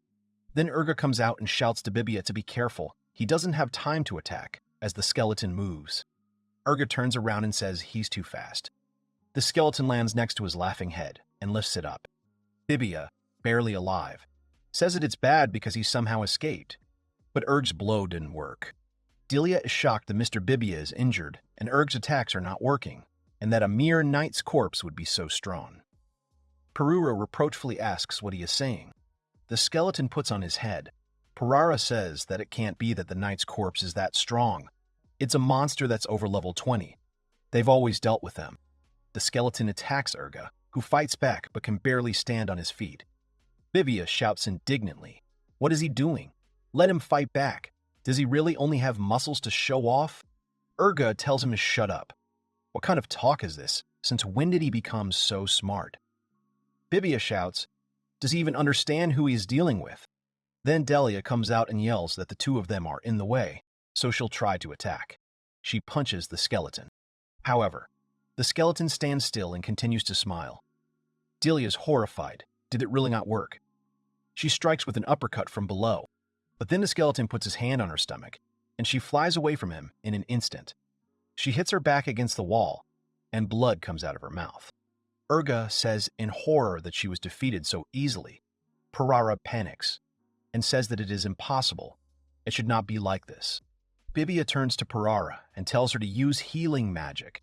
She shouts that she's been using it for a long time, and the attack and defense powers are the same as always. Bibia asks again if he is, as always, declaring that this cannot be. His face is filled with despair. He wonders if this is their true strength. Then the skeleton attacks Urga, who falls down in shock. Bibia watches this. Bibia keeps repeating that it's a lie. It's all a lie. He's an S-rank hero and he can't lose to someone like him. He screams in rage. How could this happen? Then Alicia uses her powers, healing space with the breath of an angel.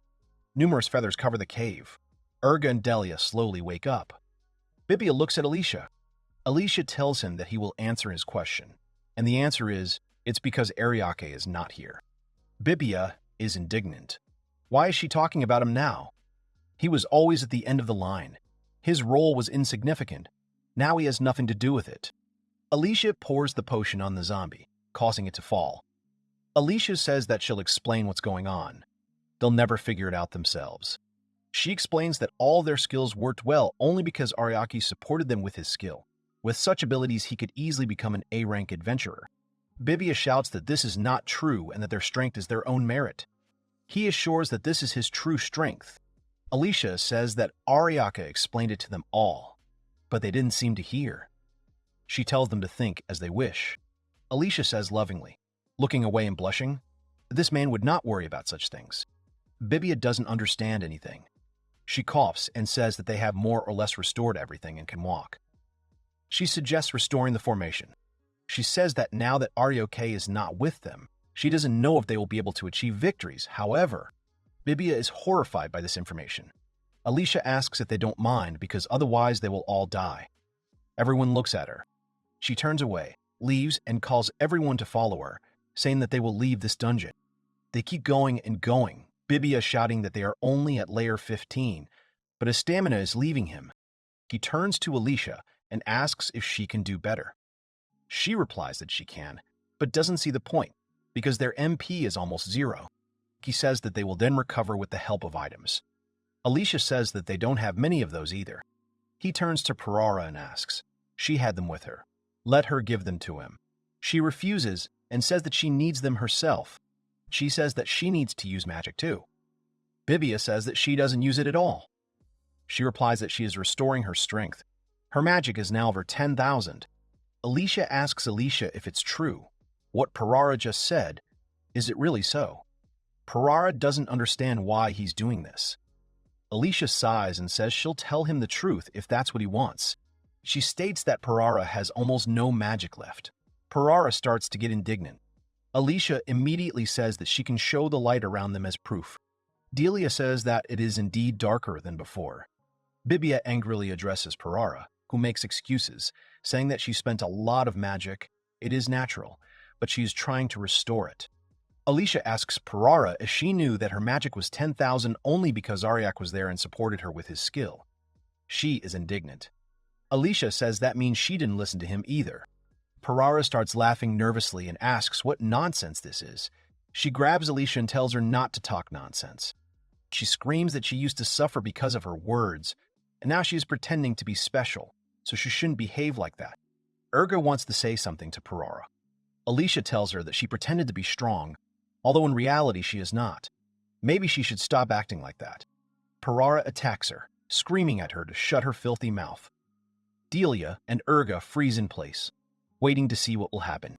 Then a voice starts saying how noisy they are, gathered in a small flock, and making so much noise that they even prevent you from sleeping.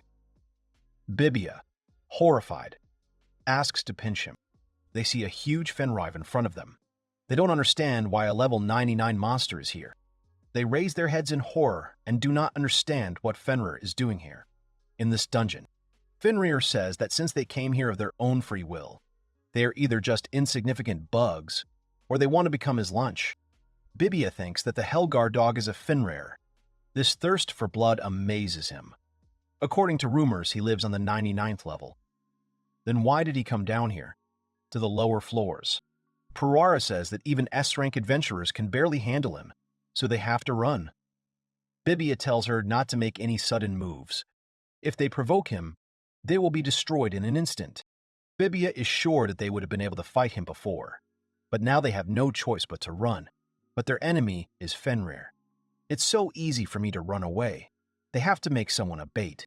He looks at Alicia and thinks that she is an S-rank adventurer like him, and they also need her as a healer. He thinks that Eligar can still be used as a tank. Delia also plays an important role in the fight. After recovery, she will be able to move.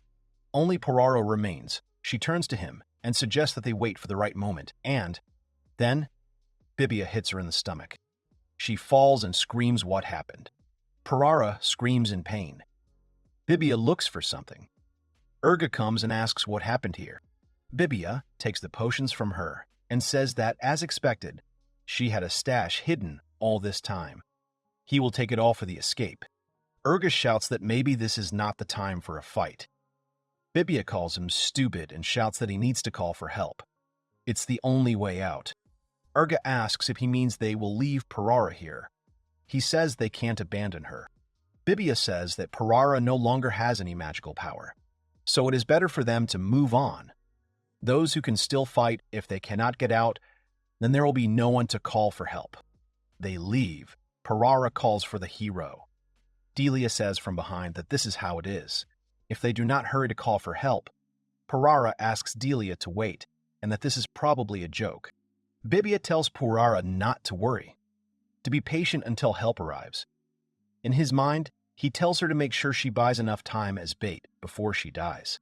Bibia tells Alicia to follow them. Then she says no. She will stay and hold off the Fenrir. Bibia asks what she is even talking about. Suddenly, a barrier appears. Alicia asks them to leave. Bibia sees the magical barrier and thinks that it can buy time to escape. He shouts that he understands everything and asks them to hold out until help arrives. Bibia and the others run away. As they run, Bibia thinks that the saint has been useful up until now, so her leaving the group is a big loss. If his life is saved at the expense of the other two, won't it come back to haunt him? Delia and Urga freeze in place. She asks Bibia to wait. They end up running after him. Parara asks if this is a joke, if they are really going to abandon them. She keeps shouting that they are comrades. Are they really? She bangs on the barrier and shouts that she will never forgive them. She curses them. Fenrab says that he can kill him instantly. She won't even have time to curse. Parara freezes in fear. Alicia tells Fenrir that he has carte blanche to do so. He replies that he can indeed do so. Alicia says it's a bit disappointing, but it is what it is. She says if she were here alone, she would act differently. Parara asks her why she's been talking so long. She doesn't want to die. She asks for something to be done. Alicia asks Parara to be quiet for a minute. She closes her mouth. Alicia says not to worry. She is not going to die yet either. Fenrir says that she can see the determination in her eyes. She asks if she is taking revenge for her unfortunate comrades who escaped, or if it is about saving the world.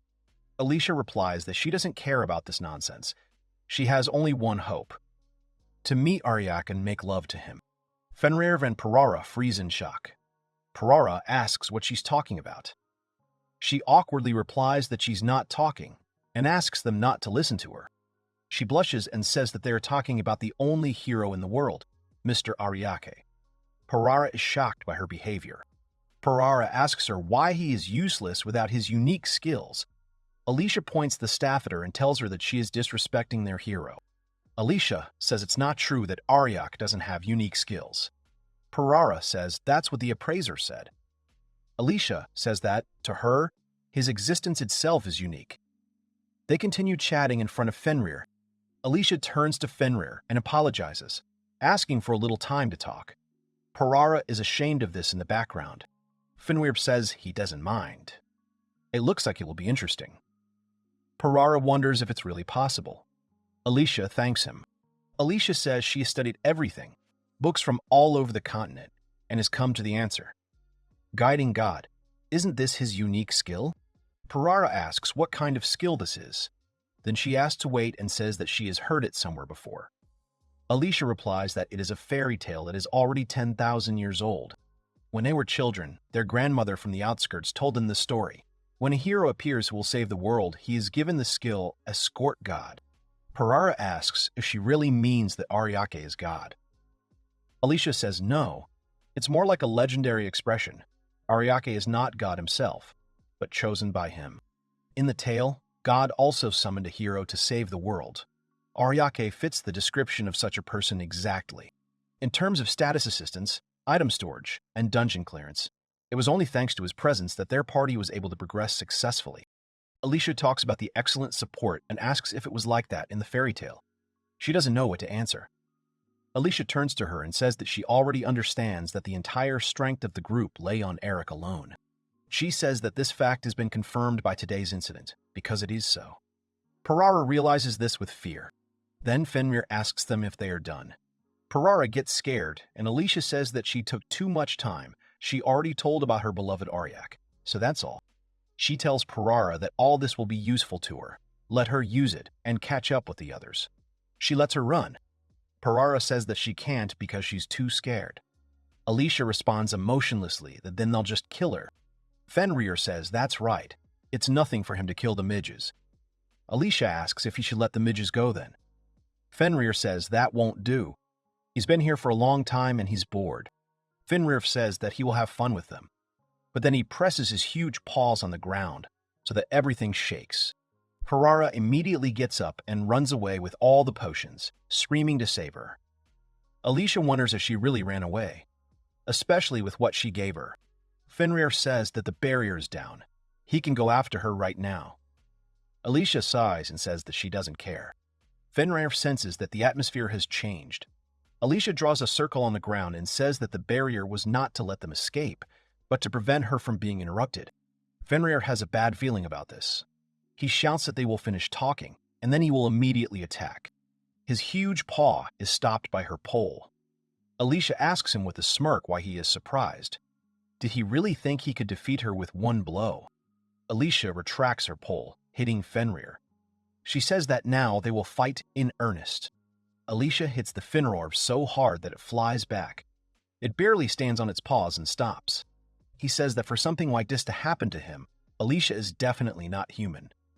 Alicia says that there is no support from Ariak now, so she is still weak. Fenrir is indignant that she is weaker than usual, but on par with her. Yes, that cannot be. Alicia moves quickly and hits the monster from behind, but he manages to dodge the blow. Alicia's blow hits the entire ground. Fenrir says that this is inhuman strength.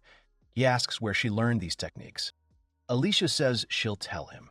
He points his finger at her and confidently shouts that she just trained too hard. Fenrir doesn't understand, then denies it and asks her not to lie. She says again that she trained like crazy. Fenrir assures that she is above the level for practice. Alicia asks him to listen. Fenrir is even uncomfortable. She tells him that she trained hard every day, and here is the result of her work on herself. She put so much effort into this. Fenrir asks her why she needs to become so strong. She screams that Ariak told her to become stronger. Fenrir is indignant. She is talking about him again.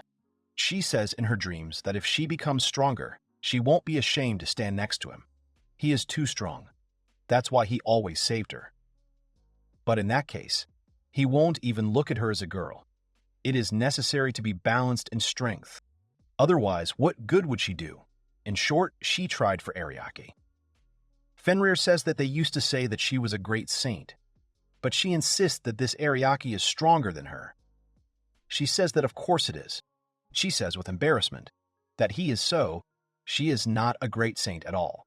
She just wants Ariake to pay attention to her as a person. Fenrir asks. That is, he still doesn't look at her as a girl. As he listened, it feels like he looks at you more like a sister. Alicia says awkwardly that it's all a matter of time. In general, her strength is an indicator of her efforts to go through life with Ariake. It is the power of love. Fenrir laughs and says that she is quite interesting. He has never met a person like her. Alicia asks if he really enjoyed talking about Ariake. Then, Fenrir says no and asks him to stop talking about him. Alicia asks him if he's locked up here. He says that, unfortunately, he is. He says that it looks like he will also meet his death here. His lonely life is boring and therefore, now he wants to fight her. Alicia says that it all sounds sad somehow. Ariak wouldn't like it. She says this thoughtfully. After some thought, she suggests doing it this way. If she wins, he will grant her one wish. Fenrir agrees and says that he keeps his word. Alicia says that's great, and then she attacks, and Fenrir attacks her too. The walls end up with huge holes, and Fenrir is lying next to Alicia. Alicia breathes heavily and says that she has won. Fenrir stands up and says that he has lost, so let him ask for whatever she wants. He asks if she will choose his life, and the elixir that gives the right to endless existence, or the legendary sword and treasure. Alicia tells Fenrir to become her pet. Fenrir looks at her in shock and does not understand. She says that he is so strong, and he himself said that he is already tired of being here. Alicia smiles widely and tells him to come with her. Fenrir replies that he can't. Alicia asks why. He said he would keep his word if he lost. Fenrir says that he is cursed and will never leave this dungeon alive. He can be her familiar, but while he is imprisoned in the dungeon, he cannot be of use to her. He asks her forgiveness and says that he only dreamed of traveling with her for a short time. Alicia says that now that he is in limbo, she asks him to enter the item field. Fenrir does not understand anything. Alicia says that he said that he will not get out of here alive. She points her finger at him and says that means if he dies, he will be able to get out. She asks if that is true. She says with a smile that he can easily get out of the dungeon. If he dies in the item box, he will be treated as an item. Fenrir asks her what she plans to do with the dead body. She replies that there is no problem. The body can be revived within a few hours of death. She says that she can use revival magic. Fenrir says that he understands about revival magic as far as he knows, Few mages can use it. Alicia says that it is, and that even Ariak praised her for knowing this magic, and how to use this box for items was his idea. She continues to blabber that she is proud of it because it is a technique that could only be achieved through his idea and her magic. Fenrir says that it is very good. It does not matter. Whether he dies or lives, he turns to Alicia and says that he is already glad that he met her, perhaps for the first and last time. He says that if he can really come back to life, he would like to meet the Ariak who made her say that. Alicia strokes him, smiles, and says that they can meet him. She will bring him back to life. The monster says that he is Fenrir, the 10th of the sacred beasts, of Alicia Lundeberg, and that he obeys her and her friend Ariak. He says that just as he did with the heroes of old, he swears to obey them, just as he once obeyed his heroes, if not more. He says he'll get some sleep now. Alicia says that when they get outside, she'll find a big, private place to resuscitate him. Fenrir adds one thing. She probably misunderstood him, so he will tell her. Fenrir says that she is female, she can take human form, so if she can get out of here, she will be side by side with her. Alicia is scared. Is she really a female? What does this mean that she will take human form? She asks to wait, but the Fenrir falls asleep. She screams that she has a bad feeling. Maybe she is a very beautiful woman. Fenrir does not answer. Alicia panics and says that if that is the case, then they should avoid Ariak meeting her. But she wants to show him that she turned Fenrir into a tame familiar. She sighs and says that it's okay. She finally has the chance she's been waiting for so long. Later at home, Bibia indignantly asks if she is leaving the group. He, Delia, and Urga are bandaged. Alicia says she really is leaving. Bibia says he's glad she made it out alive, but she shouldn't leave the group. She says she's already made up her mind. She says that she can't fight anymore. Thanks to this incident, she has a reason to leave them calmly. She was getting nervous because she couldn't leave the group of heroes right away because of her title, the daughter of the great saints. It seems that after a fierce battle with Fenrir, she was seriously injured and needs long-term treatment. So she leaves the group of heroes. How lucky she is. She sees Parara. She is sitting separately from everyone. Alicia was a little worried, but it seems she was able to return too. Urga says that it can't be helped. The next task would be easier if she stayed. Alicia asks about the next one. She is told that this is a letter from the kingdom. She reads that as a result of the council of the kingdom, the hero Bibia Harnua is sentenced to the following punishments. It talks about the confiscation of Langris's sacred sword. In addition, to return the holy sword, you need to complete a D-rank quest. Bibia is outraged that they are overreacting in the kingdom. The punishment is too harsh, and it was only 2 days ago. They are judging quickly. Parara says that this is how seriously they take this. A hero who abandons his comrades and runs away is not worthy of the holy sword. Parara says of course not. Bibia grabs her by the collar and says that she also ran away without Alicia, so she shouldn't play the victim. Urga tells Bibia to stop this and stop talking about it and suggests talking about new members. Alicia asks if they have already recruited new members. He says yes, because they didn't have a porter this time and decided to invite one of their best. Urga says it's a porter named Vashta. Bibia shouts that he has a replacement for him. He suggests that they move on to the next task and fix this stupid mistake. Parara is sadly silent. Bibia says that he was given a D-rank task. He will complete it quickly and make the boys in the kingdom apologize at least once. Delia awkwardly agrees with him. Alicia says she'd better go. Bibia tells her he'll leave a free seat for her. Maybe she'll stay after all. Alicia says goodbye and tells him to take care of himself.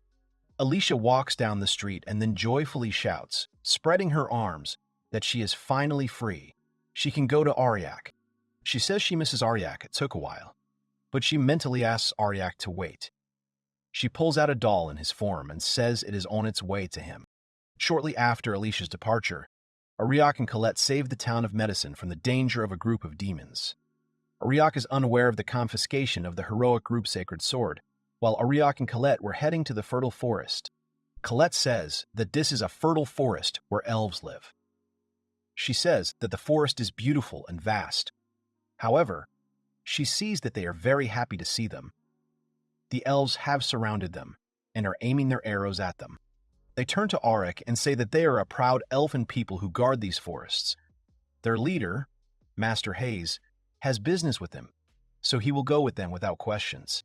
She says that if they resist, they can be sure that they will get what they deserve. Ariak says she doesn't think he wants him as a guest. What if he says no? She says they'll use force then. The arrows are fired. Then Colette steps forward and sucks all the arrows into herself. They look at each other in shock. Colette angrily says that they have a nerve to order her master around, so burning them won't be enough. Ariak asks her to calm down. Ariak says she's sorry his partner set their guns on fire, but they don't deserve it either. He asks her to explain what's going on. The main elf says that he is a danger to the forest. If not with a bow and arrow, then let them drag him by the hand. Ariake gives his fist increased strength and tells them to calm down. That chapter says, what a monstrous power. With this power and a village that can control fire, he will further weaken this forest. Ariake says he's not some kind of catalyst for cataclysms. The woman screams that there's nothing to be done. She apologizes and says they have to do this to protect the forest. They all raise their hands, causing a wind to come up and envelop Ariake and Coletta. This is the guard of the King of the Winds. She says that this is the most powerful spell that the elves have. If they touch it, then they will be torn to pieces. She screams that if they don't want to be torn to pieces, they must kneel and surrender on the spot. Colette asks Ariak if they can use her love flame to blow away the wind pressure. He replies that it would cause too much damage to the elves and the trees in the forest, asking her to be more restrained. She angrily says that it is impossible to be restrained after such a cruel act. Ariake says that this is such a ridiculous situation. He says that their bloodshot eyes, tired faces, they are out of their minds. They could take them prisoner. But in this state, they can't even have a normal dialogue with them. He says that they will calm them down by showing that they have no intention of attacking them. Ariake reaches his hand through the wind. He is immediately torn to pieces. He bleeds. The elf screams at him to be careful. He falls. She comes up and asks why he decided to kill himself. He gets up and says that it is hard to tell how strong he is when he is covered in blood. He is covered in blood and stone-faced, telling them not to worry. Everything is fine. He has improved all his stats. She screams that he has lost so much blood. He replies that it's the least he can do to let them know he's not going to attack. He asks, even in this state, they still do not want to talk to him about this disaster, calling them the proud elven people. Then another elf comes and asks what she is doing. This is the great sage Ariak and Lady Colette. They should not touch them. The elf asks Princess Sarah what she is doing here. Ariak recognizes the princess. She comes to them. She introduces herself as Sarah, the sister of the elven leader, and asks for forgiveness for the rudeness of their people. She is out of breath and breathing heavily. She cries out that these are unfortunate people who, because of their love for the forest, are bound by old traditions and misunderstand what they should do.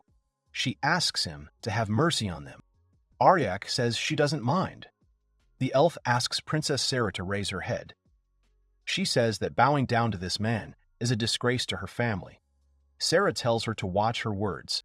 She says that these are the heroes who saved Medicine from 1,000 demons. The great sage Ariak and Colette. They have already heard these rumors. She screams that she does not believe such rumors. Colette says happily that the master is a celebrity, of course, but not to that extent. Ariak says that even the elves who avoid contact with the outside world have heard of him. The princess says that she saw it with her own eyes. Ariak and Colette don't understand. The princess says that she will never forget this experience. At that moment, she was almost killed by an orc. Ariak gallantly saved her. Ariak and Colette freeze. Ariak asks only not to tell him that she was an elf adventurer back then. She confirms it. Colette says that can't be. She says she was good at pretending to be someone else when she ran away from the forest. The leader turns to the princess and asks if she's ever ventured out of the forest alone again. Ariak says she's a very attractive tomboy princess. That leader tells Ariaku that she is grateful to her for saving their princess. However, the princess happily says that they should express their gratitude. She tells them to come to the elven village. The chief asks them to wait for the princess and says that this is a disaster. Sarah says that she will hurt the princess by refusing the one who saved her life. Will she just forget about it? She says she understands this, and the least they can do is be polite. Colette happily asks if they can really go to the village. The princess tells Colette that she will show her around. The other elves are indignant. Are they sure she wants to let them into the village? The leader says that she will immediately send a message to Mr. Hayes. She speaks with concern that a disaster is coming to the village. They walk around the village. Colette joyfully says that this is an elf village, that it is so beautiful. Everyone closes doors and windows in front of them. Colette looks and says that there are many snags in this river. The princess explains that they are dead trees. They have come here with the current. Colette says that there are so many of them. Princess Sarah asks them to go home with her for now. She asks them to come in and take as much as they want. They prepared all sorts of treats from fish and vegetation and set the table. Colette eats the bread and says it is very tasty. Ariak also enjoys the food. The princess says she is glad that they like it. Ariak says he didn't expect a home-cooked meal from the elven princess herself. She apologizes and says it's the only way she can repay him, asking him to call her simply Sarah. Colette asks her what this forwarding is. She asks what she is talking about. Ariak remembers and tells Sarah that she has something to tell him. He asks to tell him why it is called the Sinister Forest and what is happening here now. The princess sighs sadly and begins to tell that the thing is that about a year ago in the fertile forest, one after another, the trees began to die. Colette asks if she means the dead tree trunk she mentioned earlier. She says yes. The area around this village has been less affected by the die-off. She asks if they can see them. Deep in the heart of the great forest, there is a terrible atmosphere. In this area, all the trees are already dead, and this happens all the time, even on sunny days. Colette says she understands. It's an ominous dark cloud. Ariak says it's the effect of a magical element, but for some reason there seems to be a gathering of bad spirits. Maybe monsters are starting to appear. The princess says that the trees in the forest that serve as protection have dried up and become unsafe. They are losing their nerves every day. If the forest continues to wither, the elves' survival will be at risk. Colette angrily says that doesn't mean they should blame the master for it. She replies that she agrees, but her brother says that he studied all the literature on this issue and came up with one answer. She says that the existence of Ariak, who is excluded from the party of heroes, is the cause of the disaster. Ariak asks if this could be related to the story of the pact between the heroes and the elves. Colette asks about the pact. In the past, previous heroes made a pact with the elves to protect them with the sacred blessing of the great forest. Even the elves, who hated humans, were kind to the heroes, and was allowed to move freely in the great forest. The same applies to the current heroes. As an outcast from the party of heroes, he was considered a nuisance to others. She was also considered a nuisance to others. She was also considered a nuisance by the elves, who were allies of the heroes. Ariak says that trouble without the blessing of the holy heroes brings misfortune. The princess nods and says that he is right. Colette screams that she made it all up. The forest curse and their group's departure did not happen at the same time. She replies that it is. Even if it is necessary to protect the forest, her brother no longer sees any other way to solve this problem. The princess turns to Ariak and says that he is not a disaster. He is the hope that brings them salvation. She kneels and says that she knows it's a selfish request. But again, like in the city, she's asking to save their elf forest. Then the chief comes and shouts that this is not necessary. Princess Sarah shouts at her brother to stop. He tells Sarah that she brought disaster to their village and is now begging him to save them, which is what she is doing. Princess Sarah screams that he is not the cause of this. She asks her brother to talk to her. Then handcuffs fall on her hands. Brother tells Master Ariak how shameful he is. She will go to prison to think about her behavior. She cries and looks at her brother desperately. Ariak breaks the handcuffs with his bare hands, freeing Sarah from this fate. The chief freezes in shock. Ariak apologizes for interrupting their fun. He asks the elven chieftain. He needs him, right? Then why doesn't he talk to him first? The chief looks at his hand with fear and then asks what he's going to do. Ariak replies that he sees that he has only broken the handcuffs. He steps on the remains of the handcuffs and says that there is no need to handcuff her. The catastrophe itself is in front of him. He is here. He is not running away or hiding. The chief grabs him by the collar and slams him into the ground. All the treats fall off the table. Sarah and Coletta watch in shock. The leader shouts that he is making a hero out of himself, but he was kicked out of the hero's group. He came to their village all ragged. Ariak tells him to stop. The chief jerks sharply. Colette comes up to them. She begins to turn into a dragon from anger. Ariak tells her he is fine, so he asks her to calm down. The chief begins to panic. Colette yells at the chief that he wasted his sister's home-cooked food. It is unforgivable. He doesn't understand what it was, such an aura from the girl because of which he couldn't even breathe. He feels something more than just fear. He tells himself not to be afraid. They say this guy is talentless. If they catch him, they can stop the extinction of the great forest. The chief orders that these two be captured immediately and thrown into the prison that collects magic. All the elves break into the house. Colette tells Ariake to stop talking, and he remains calm and asks what is going on. The princess calls Ariake and Colette to window and shouts that they need to escape for a while. They jump down.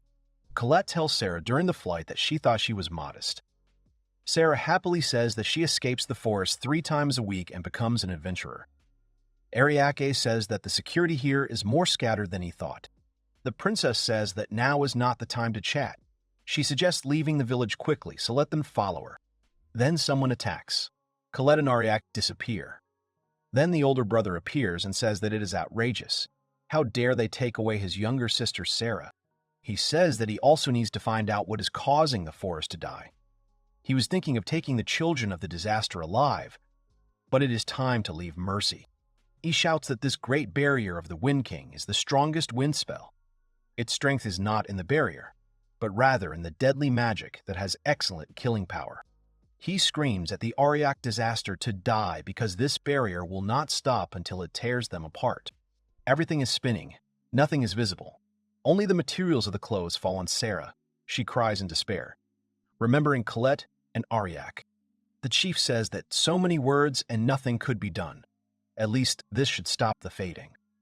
Then someone tells him that he is rejoicing too soon. Ariake and Colette stand behind him. Sarah is happy to see them. The chief turns and asks how he survived. Ariak explains that it is a false target skill, which creates a double that acts as a decoy. Colette says that she then came from behind using her master's visibility isolation skill. Ariak says that last time he used magic to speak, but this time even that didn't work. He was able to get rid of the barrier with a decoy. The chief angrily asks what they are saying. Ariak says he will not resist anymore. He hopes he will be satisfied. The chief is captured. Ariak says he said he could go to jail if he wanted. He thinks they want to capture him alive to learn how to stop the withering. The chief asks if he really wants to live. Everyone is handcuffed. Colette asks the gentleman if everything is okay. He replies that it is too early to talk about it. Ariak asks the chief if the great forest will stop dying while he is in prison. Let him think about it carefully. The chief replies that of course it will stop. He says that their village's sealed prison has the ability to repel all magic from the inside, making it impossible to interfere with magic from the outside, because it would be a waste for them, who are rumored to be good for nothing. He says he doesn't know how he will do it. Even the power of his disaster will be blocked. Ariak agrees and says it will be the same as Hayes. Ariak tells him to think about what is happening in front of him. Without looking away, let him judge with his own eyes and ears, and not by what people say. The chief says that they are naive and then orders them to be taken to prison. They come to a certain egg with patterns. Colette asks if this is a flying prison. Ariake says that the elves' magical technique is truly impressive. He says it looks unusual, but the interior is probably interesting too. He asks to go faster. Colette says she is not in the mood to sit in jail. They are sitting behind the cages. Straha says that the disaster Ariak is imprisoned. He remains to wait a little. The guards are told that they can go down. Colette sees Sarah and asks how she got here. She sees her and starts talking awkwardly and doubtfully. She replies that when they tried to get them out, there was such a commotion. She had no choice what they would think of her if she was the only one who got out of here. Colette understands her and apologizes for dragging her into this. She replies that no, on the contrary, she is glad that she is next to Mr. Ariake. She asks her aggressively how soon she will come to her senses and try to get them out of this prison. Ariak asks them to stop. This prison repels physical attacks too. They ask him how he knows. He replies that he knows how this kind of magic works. He's not sure if Colette is going to attack physically, but it's best not to try yet. It'll be very difficult to sort out later. Colette says that doesn't mean they can't escape. Sarah asks her if she was really planning to do that, since it's impossible. Ariake says that it's actually possible. This prison is designed to reflect magic. If that's the case, then you can use the conversion skill to change the principle to absorb magic. He says that this prison has no room to store magic, so it will quickly overflow and collapse. Sira says she's never heard of it. Colette says that, as expected of a master, she suggests using it quickly then. Ariake says no, because he planned to stay here for a while. Colette asks why. Being here is such stupid honesty. Ariake confidently replies that time will tell. A week later, the elves see that all the trees are dead. They say it's terrible and that the monster is devouring everything. It happened the day before yesterday, when he couldn't get close here because of the rain. The crowd starts talking. If only Ariak were here. The leader hears and asks what they are doing. Let them quickly remove the corpses here. If the rotting continues, let them collect the magical essence. He orders the royal guard to strengthen the barrier against monsters, and let everyone get to work. He rides his horse and reflects that the disaster Ariak has been in prison for a week now, but there are no signs of improvement. Apparently the reason is still something else. He needs to start all over again from the beginning. He remembers his coronation, when he, Hayes, was named the new chief. May the spirits bless him. He then vowed to bring even greater prosperity to the great forest, and everyone rejoiced and called him Lord. This has not happened in the 10 years that he has been the head of the elves. On the contrary, he made the forest richer. Reducing the amount of logging, he gave more power to the elves, who receive energy from nature. But this year he has suffered so much. The forest is dying faster than in previous eras. Whose leader does not like the forest is no good. He tells himself that this is not true and that the forest loves him. There must be some other reason. As insignificant as it may seem, he believes it has a big impact. He was asked if he had heard the story of the elven hero, and he asked what story. He was told that there was one person who was excluded from the hero's party. This interested him. This is what he thought. He had met the hero a few years ago, but he had not met the man named Ariake, because he had already separated. So the hero kept talking about some useless and worthless man. Because the hero treated him like that, he takes revenge on him and his entourage, with his evil power. Then he thought that this Ariake was this disaster. He remembers Ariake's words to him, not to look away, to judge with his own eyes and ears, and not by what people say. Sarah told him that Ariak was not a disaster. He suddenly realized something and vigorously rode his horse further. Colette tells the master that a week has passed. He said that time will tell. But a week has passed. Sarah apologizes to Colette. She brings food and says that even while they are here, the forest continues to die. This shows their innocence. Colette tells her that she's fine. She was released the next day. This elf chieftain has a sister complex. Sarah says that her brother Hayes is older than her, so he treated her more like a child than a younger sister. He is strict with himself and others, so he is often misunderstood. He shows love for the forest more than anyone else. She says sadly that while the forest was not dying, it did not wish harm to anyone.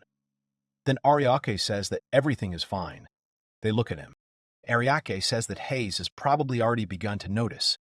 Now that the illusion is gone, he can see it with his own eyes and realize that he himself created the myth of the disaster. As the leader of the elves, Ariake is waiting for only this. Sarah looks at him with admiration and thinks as if Mr. Ariake himself is testing himself, as if he became a god or a spirit and appeared before them. Suddenly, there is some noise. Sarah asks what that sound is. What a terrible rumble. Ariake realizes that things are bad. It seems that the worst time has come. The forest is deteriorating faster and faster. Hayes sees a light in the sky and shouts that it is a signal from the village, that something has happened. They ride even faster and harder. They come and see wounded elves and destroyed houses. He doesn't understand what happened. The leader of the squad approaches her and asks if he is okay. She tells him that a mud flow came down from the mountain to the village and swallowed up several houses. He immediately asks if everyone is safe. She replies that they are doing it, but there are not enough people. Everyone is in a panic. He asks where Sarah is. She replies that she hasn't seen her anywhere. He asks if a mudslide has really covered her, and that they should quickly look for her. Some woman pulls him by the hands and says that her child is in the mud. He's still a child, so she asks him to save him. Another old man says that they will definitely save him because the forest loves elves. Someone approaches them calling the headman. He says the ground is loose. There could be a second wave, so they need to get out. Hayes looks at him in panic. He keeps thinking while everyone argues that they need to save those under the mud flow first. Another says that they won't be able to help even if they all participate. Someone shouts that the spirit of the forest is angry. Something like this has never happened before. He begins to think that it is all because of him. Because the spirits of the forest do not like him. Because he is a bad leader. He remembers Ariake's words to him to look with his own eyes. To think about what is happening now. He keeps getting convinced that it's all because of him. They all. Then someone calls the headman again. He turns around and sees how all the elves are looking at him expectantly. He remembers that this is all because the spirits of the forest do not like him. He is the headman of this village. He turns his body to the people. He screams that he will not abandon her. First of all, they need to save the residents. It is dangerous, but they must free the houses from the mud. In case of a second wave, the children and the elderly should be evacuated first. He understands that now they need not to turn to the spirits, but to act themselves, and then they will definitely find a way out. He searches and finds a small baby who is crying. He picks him up and hugs him tightly. Here he understands that the second wave of mudslides is coming. He's told to save himself. He hugs his child. He ponders the last minutes that the second wave is coming so soon, he needs to calm down and extinguish it with the royal wind barrier. Although he understands that there are too many people nearby, besides, even his magic cannot cope with such a scale. He mentally asks everyone for forgiveness. Especially he asks Sarah for forgiveness, imagining her warm image. Here Ariake asks him if he will give in so easily. He stands nearby, casting a spell, and a huge circle is drawn around them. It summons time stasis, gravity control, impact absorption, knockback generation, all skill synthesis and continuous action. Here they all see that the mud flow is going away. All the elves are watching and shouting that it is a miracle. They joyfully shout that they are saved, they are alive. The woman takes the baby and thanks Hayes for her child. Hayes looks at the mud flow and says that he used a continuous deployment of many skills, and at such a scale, what the hell is he anyway? Then Sarah comes and asks her brother what happened. He runs up and asks if she is okay. She answers that she is okay, and sees that he is too. Hayes says he's really glad about that. Sarah looks at him, surprised. He says he'll explain in detail later, but right now they need to clean up this mess as soon as possible. Sarah says she'll help too. Colette tells Ariake that it was cruel to leave her alone like that. She complains that Sarah was so slow that she had to carry her, which is why she was late. Ariake says that it seemed like a lot. Colette says he broke out of jail and ran away so fast that she didn't even realize what was going on. It looks like he's already sorted everything out. He replies that he was just defending himself because a mudslide was coming at him. He wasn't saving anyone. Hayes says that this is not true, and that he has certainly saved their village. Now they need to save the villagers from this land and sand as soon as possible. They will express their gratitude later. Sarah looks at him happily, and Ariak says that he will wait for this. He folds his hands in front of him and smiles. Ariake says that the magic he can use is also limited. How many days will it take them, weak elves, to get rid of this filth? Hayes tells him to shut up, and that they will begin now. Ariake says the buff is activated.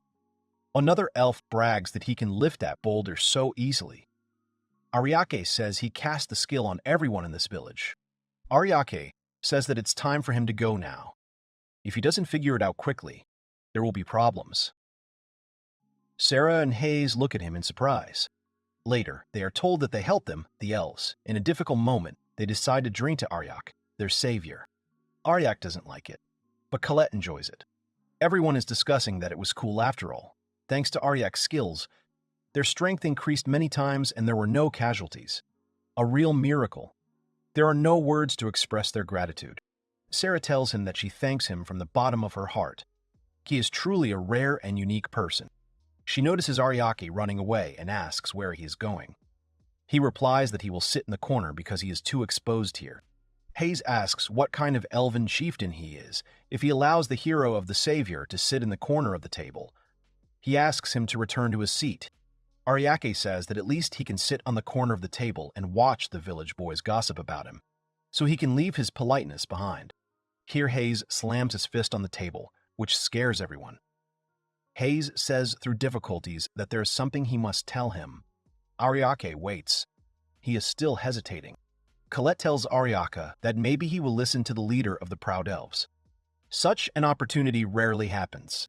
Hayes fails to apologize. Colette irritates him and tells him to say clearly and plainly that he was wrong. Ariaki awkwardly asks him to stop. Ariake says that apologizing to a human is quite a feat for an elf, so Hayes shouldn't bother himself. Hayes slams the table even harder and yells at Ariake to forgive him and that he was wrong. Ariake looks on in surprise. The chief says that, not realizing his own wrongness, he blamed others and was cruel. He was self-confident, and, having misjudged the situation, almost led his people to destruction. He says that he didn't trust anyone, not even his beloved sister and himself. If only he had better understood what was happening around him. It was his mental weakness that brought them to this. Ariake states that this is not the case. The cause of the landslide was a dangerously large accumulation of magical energy. But the cause was that he, Hayes, paid too much attention to the trees. They don't understand. Ariake says that while he was in captivity, he learned a lot from Sarah. Several years ago, they stopped cutting down trees completely. Hayes says that's true, and that they haven't cut down trees or thinned the forest in years. But he didn't think they'd need to. Ariake says that every tree in the elven forest needs careful maintenance. He says they stopped thinning the trees. There were too many of them, and the magical energy began to accumulate.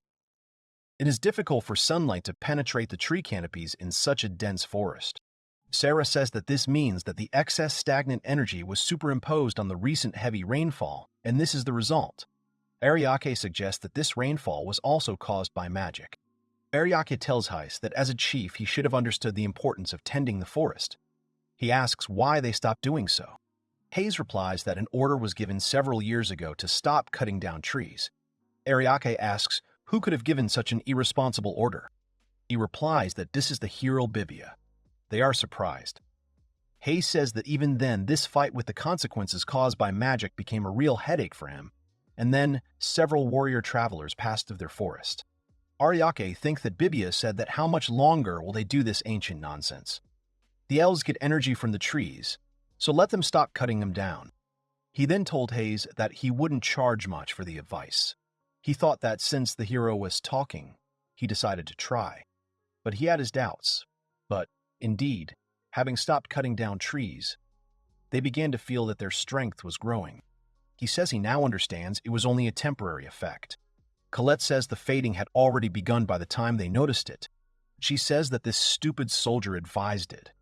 Sarah says that she is also to blame for the fact that they could not determine the cause. Hayes says that he was inexperienced and thought that this way they would open a new path. Ariake rubs his face and says that if he had been with them from the beginning, this wouldn't have happened, even if it was something else. He should have understood. Here, he says that the blame for what happened lies with him. He sincerely repents before them. They look at him in surprise. Hayes asks, because he was kicked out of the squad, but he apologizes for them. He says that before he thought that only those who were robbed of their pride asked for forgiveness, but there is pride and nobility in his apologies. He's a real sage. He thanks him and says that they will look after the forest again, and both this forest and he are beginning a new life. Sarah, in tears, says that she will open a fan club for them. She asks them to stay in their village. She begs them. Hayes asks what she's talking about since it's time for Ariak to hit the road. Colette tells Sarah that she'll be helping out too. Ariak asks Colette not to hang around. Hayes says that once the situation calms down, he will report it to the government. The actions and words of soldiers serving the state cast a shadow of responsibility on the state itself. It would be good if the state made this clear to its warriors, who do not take it seriously enough. Ariake awkwardly agrees. Hayes proudly says that he will report on his heroism and the treasure as well. Ariake says that it is not necessary. Hayes scolds his sister as much as he can. Sarah turns to Mr. Ariake and almost cries. Ariake says that her courage and determination saved them. Colette agrees, saying that if it weren't for her, they wouldn't have lasted a week in jail. They say that her people can rest easy, because she is next to them. Let her lead them further. She is a talented leader. Ariake says that when they meet next, he thinks she will already be a princess, wisely ruling the elves. Sarah thanks him and wishes them a safe journey. They all say goodbye. Ariake and Coletto leave the elf village. In the city of Lakshmi, a girl looks at an ad and reads that they are looking for a warrior for the heroes squad. Maybe this is her chance to help these brave heroes. Alicia stretches her arms and says that she enjoys traveling alone for her own pleasure. She looks at Ariake's doll and says that if only Ariake were here, it would be best. Fenrive tells her that she tried to tempt her with a trip, but she's traveling alone, which is pretty boring. Alicia looks away and says that then it's a trip of one person and one animal. She asks Alicia if there is any trace of this man here. Alicia replies that her radar is responding. She adds sadly that he has already disappeared, and she senses traces of a greater power, an impersonal power similar to hers. Fenrir says it is a dragon. Alicia asks what it is. Alicia says she thinks they're heading in the right direction. He asks her to move. Elsewhere, Bibia is angry and says that someone must be joking. They are not going to join them at all. He clutches the paper with the announcement. He shouts that they even rented a room in a hotel to interview new members, but not a single person came today. He asks if they recruited the right staff. Delia says they interviewed a few people, but not many. Bibia yells that they were all low-level useless. He says in an irritated tone that the Kingdom guys said they wouldn't give back the Holy Sword unless he completed this D-rank quest.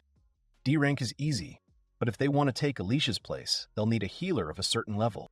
Urga says there are rumors about the Holy Sword being confiscated, and frankly, the number of applications. Bibia yells at him not to pick on him. That's not how he makes his flyers. Bibia says the new guy they hired the other day wasn't even good. He compromised with him because he was average. He shouts that he said they don't need men. They should include this in the job description. Someone comes in and awkwardly says he's finished packing. It's Prosciutto. He's a porter. Bibia tells him it's a good job, calling him a newbie.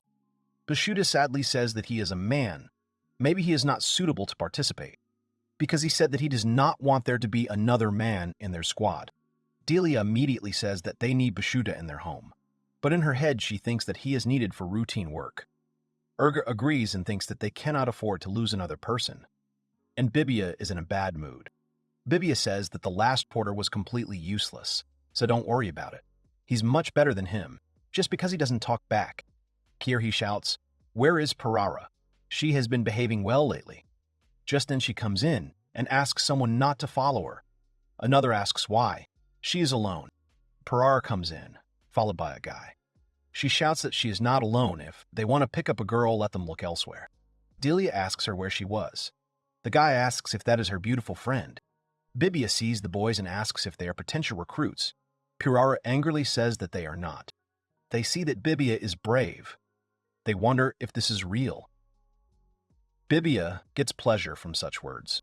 He says he is really a great hero. Bibia is brave. They laugh and ask if he is serious. They shout that he, Bibia, is a stupid hero who has had his sacred sword confiscated. He begins to get angry. The guys discuss that he abandoned his comrades in the cursed cave and ran away. This is not good. The great wise princess would have abandoned him. Bibia shouts at the boys that they will die right now. Urga stops him, tells him to stop and not to make scenes with civilians. They suddenly say that Ariak is amazing. The angry Parara asks why Ariak's name appears there. They ask her if she doesn't know that a big attack took place in the city of Medicine the other day. Urda asks if they are talking about the royal knights and adventurers clearing the demon forest. The guy replies that it's just a government fiction. He says that in reality, the royal knights were destroyed by the demon forest monsters and the adventurers surrendered. But then Ariake appeared. Bibia immediately shouts that it is a lie because he could not resist him. The boys say that they fought Ariake in that city. They were in the rear, so they hardly saw Ariake on the front lines. They say that it is a great honor for them to fight alongside Ariak. They never thought that they would meet a mad hero who drove away a real hero. Bibia closes the door in front of them and shouts to get out. He calls them village idiots and that they are making it all up anyway. Delia, Parara, and Urga just look at each other. Parara asks Bibia if she should apologize to Ariake. Bibia is furious. Delia asks what she is even talking about. Parara says that they only heard about Ariak, and wasn't it because Ariak wasn't there last time that they were almost destroyed in the cursed cave? She thinks that Alicia wasn't the only one who believed in Ariak. She thought that it was Ariak's unique skill. Bibia grabs her by the collar and tells her that she doesn't know what she believed in, but she would never be stupid enough to apologize to Ariak. He orders her to never speak of it again. He throws her against the wall. The guys want to stop him. Bibia asks if they really think it's more profitable to listen to Ariake's convenient stories and flatter him. If she wants to apologize, then let her go alone. Bibia declares that they will never be able to travel without him. Bashuta asks Parara if she is okay. Parara says not to worry. She won't leave this group. Delia agrees and says that they are all friends. Parara says with a blank look but a smile that they haven't gotten even with them yet. Bashuta doesn't understand. Bibia starts to get angry from the noise and asks if it's really those rednecks again.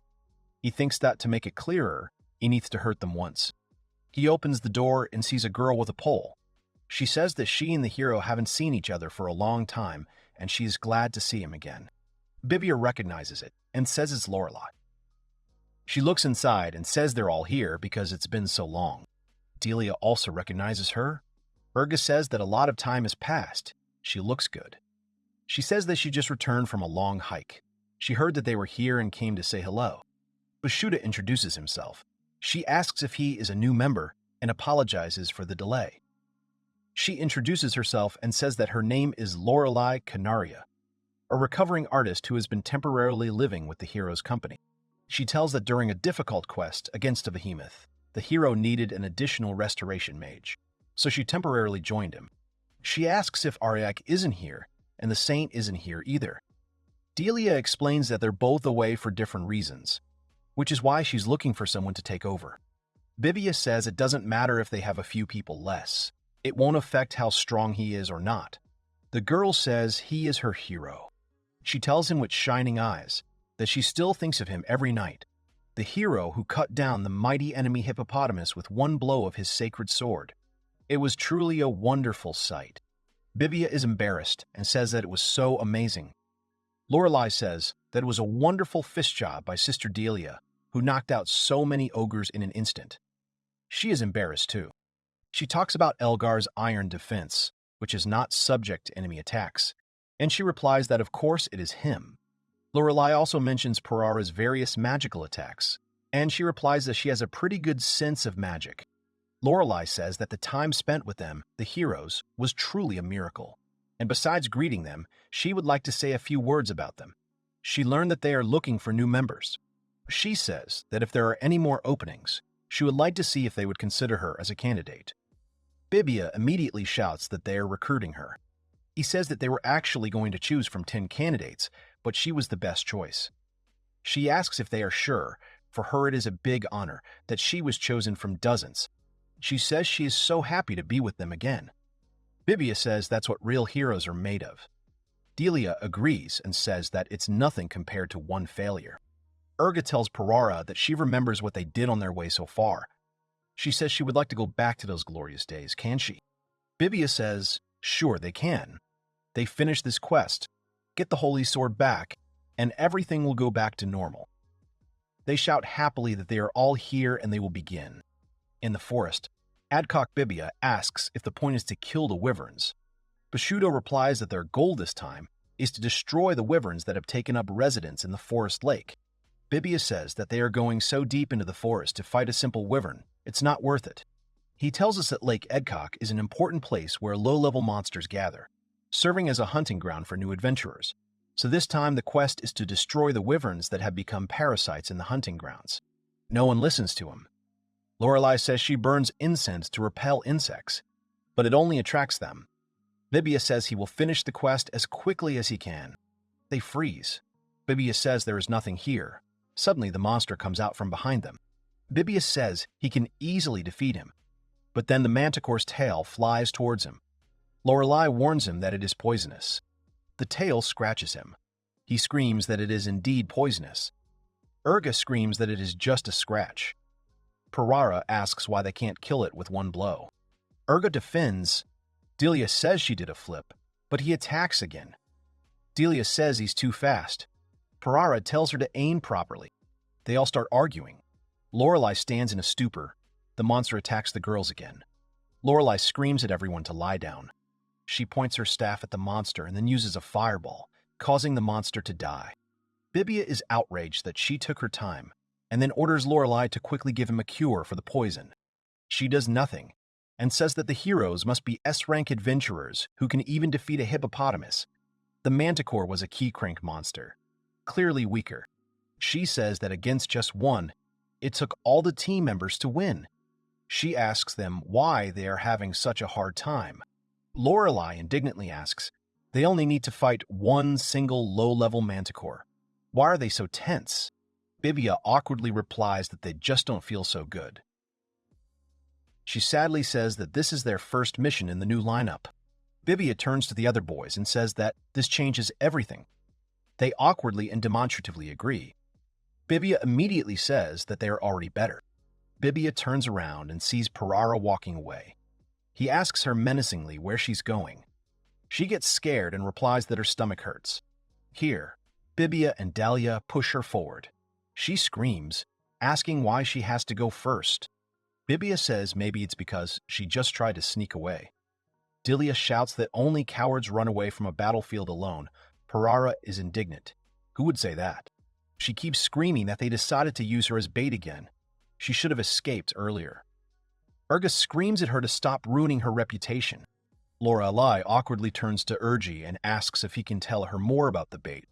He panics and replies that there is nothing like that, so he should forget about it. Prosciutto tells Lorelai that it's not really anything like that, but then she happily says that if it's nothing like that, then she's happy. Prosciutto wonders if she really believed it. The girl tells him that this is what real heroes say. Prosciutto asks how she, with such naivety, even made it into the adventurers. Bibia shouts at Parara to move forward already, and she shouts that it hurts. Suddenly they start itching and don't understand what it is. Bibia asks what is wrong. Prosciutto says it is possible that the insect repellent has run out, which turns out to be true. He says that it seems that now that there is nothing to scare them away, they attract the attention of black flies. They suck out magical energy from people like mosquitoes. Moreover, the place of their bite itches very much. Bibia tells him to quickly open the next incense. Prosciutto replies that there are none more. Bibia does not understand and starts shouting that in the forest dungeons, insect repellent incense is a must, so why didn't he take spares with him?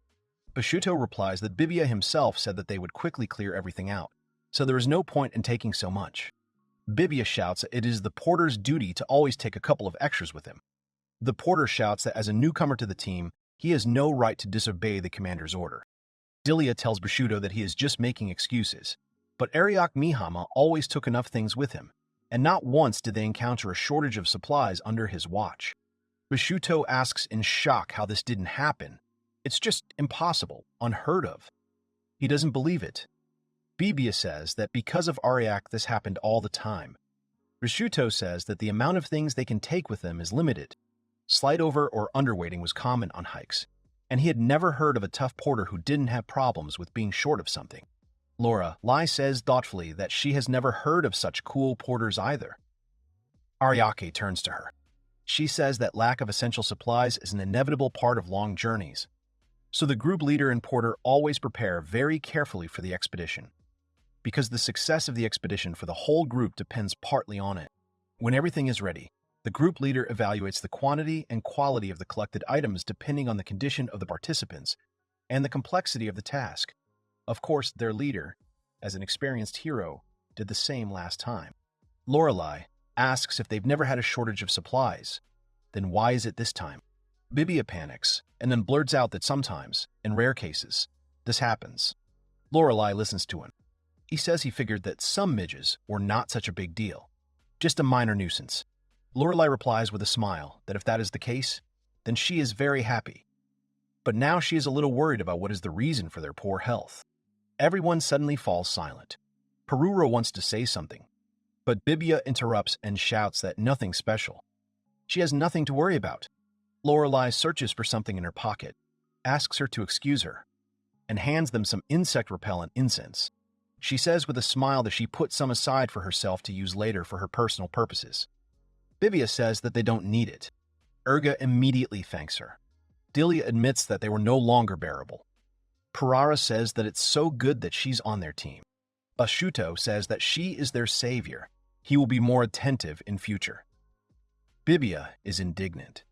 Did they even hear what he said? They laugh and say that then let the one who is not afraid of small insects go ahead of everyone. Bibia starts to scold, but in the end allows them to take them. Vivera is sitting and doing her own thing. The guys are looking out from the bushes. Bashuto says that here is Vivera. Laura Lothing says that now they should think of a plan. She notices that the others are going to go like this. Bibia tells her not to be such a coward because Daddy will figure it out in no time. Delia says she will use all her skills on him this time. Perora says the advantage always goes to the one who attacks first. Urga says that they had a little talk before coming here, so everything will be fine. Bibia calls out, and Lorelai and Bashuto look at them in shock. Lorelai tells them to stand still and states that they are doing everything completely wrong. They turn and look at her with displeasure. Lorelai says that one of the rules of any adventurer is to always expect the unexpected. She explains that the discussion of who attacks and in what order is only the basic outline of such sorties. They have not even outlined any plan. They do not know the details of the area. They did not monitor the weather either, and the physical condition of the group members should also be taken into account. There was indeed only one wyvern there, but what if other monsters suddenly showed up? How about castling in case they had to fight a lot more opponents? If she suddenly decided to call her friends? Bibia says that in his experience, if there have been any unexpected moments, they have been minor. Lorelai asks why they decided to ignore the detailed attack plan this time. She says that they always had a well-thought-out strategy before, which they strictly followed. They all ask each other if this is true. Urga says that he does not remember such a thing. Parara agrees. Here Lorelai says that they have already thought of everything. She states that one of the rules of all adventurers is to learn to use their unique talents correctly, and he will be able to survive. The quest is not a place where it will be easy to perform various maneuvers and show off your talents, so a lot here depends on the correct tactics of the team: attack, defense, support. If you stick to this tactics, you can put on a real show. Delia asks if she is saying that tactics are more important than their own strength. Bibia asks if she is trying to belittle his heroic skills. Lorelai replies that it is not at all. That is just speculation. Morley just thought that the reason they were so valued was precisely because of their amazingly precise battle tactics. So why did they decide to act according to the situation now without following any plan? It was so unusual. Bibia asks if they are valued for their fighting tactics. Parara openly says that this is the first time she has heard of this. Lorelai says she doesn't think so. She asks him to remember the fight with the hippopotamus. Bashuto says even he knows about it. She says the hippopotamus is vulnerable to cold, but when cornered, it can change shape, and with its weak points. However, the moment it changed its form, they used auxiliary magic, and then the behemoth's attack characteristics were greatly reduced. It was a real battle with analysis and observation. Bibia thinks back to Ariak, who said that ice attacks weren't working on him and that they needed a different plan. Then Alicia told Ariake that, as mentioned in the book he read, the enemy was delivering different types of attacks in a chaotic manner. Ariake said that it was she who put up the protective pentagram in time. Delia and Lorelai will go in 12 seconds. Elgar will go after them to attack. He will probably use magic. Bibia starts to get angry that he was the one who fought, and that Ariak Mihama didn't land a single blow. He was simply useless. Here Lorelai remembers and, to Bibia's tension, says that at that time, Ariak was in charge of preparing all the expeditions. In addition, it was Ariak Mihama who explained the operation to them, and once they arrived at the scene, throughout the battle he periodically encouraged the group members and gave them advice. She says that Ariak is no longer with them. She asks directly if the fact that Ariak is no longer here has suddenly turned the great hero team into a useless group of people. She asks Bibia if he thought he left because his band sucked. Bibia's face twists in anger. Delia is horrified by her words, and Lorelai asks if she really said all that out loud. Urga asks the trembling Bibia how he is. Bibia raises his head and begins to scream and sob. He slaps the ground. Lorelai tells him that even newbies don't allow themselves to whine in the presence of an enemy.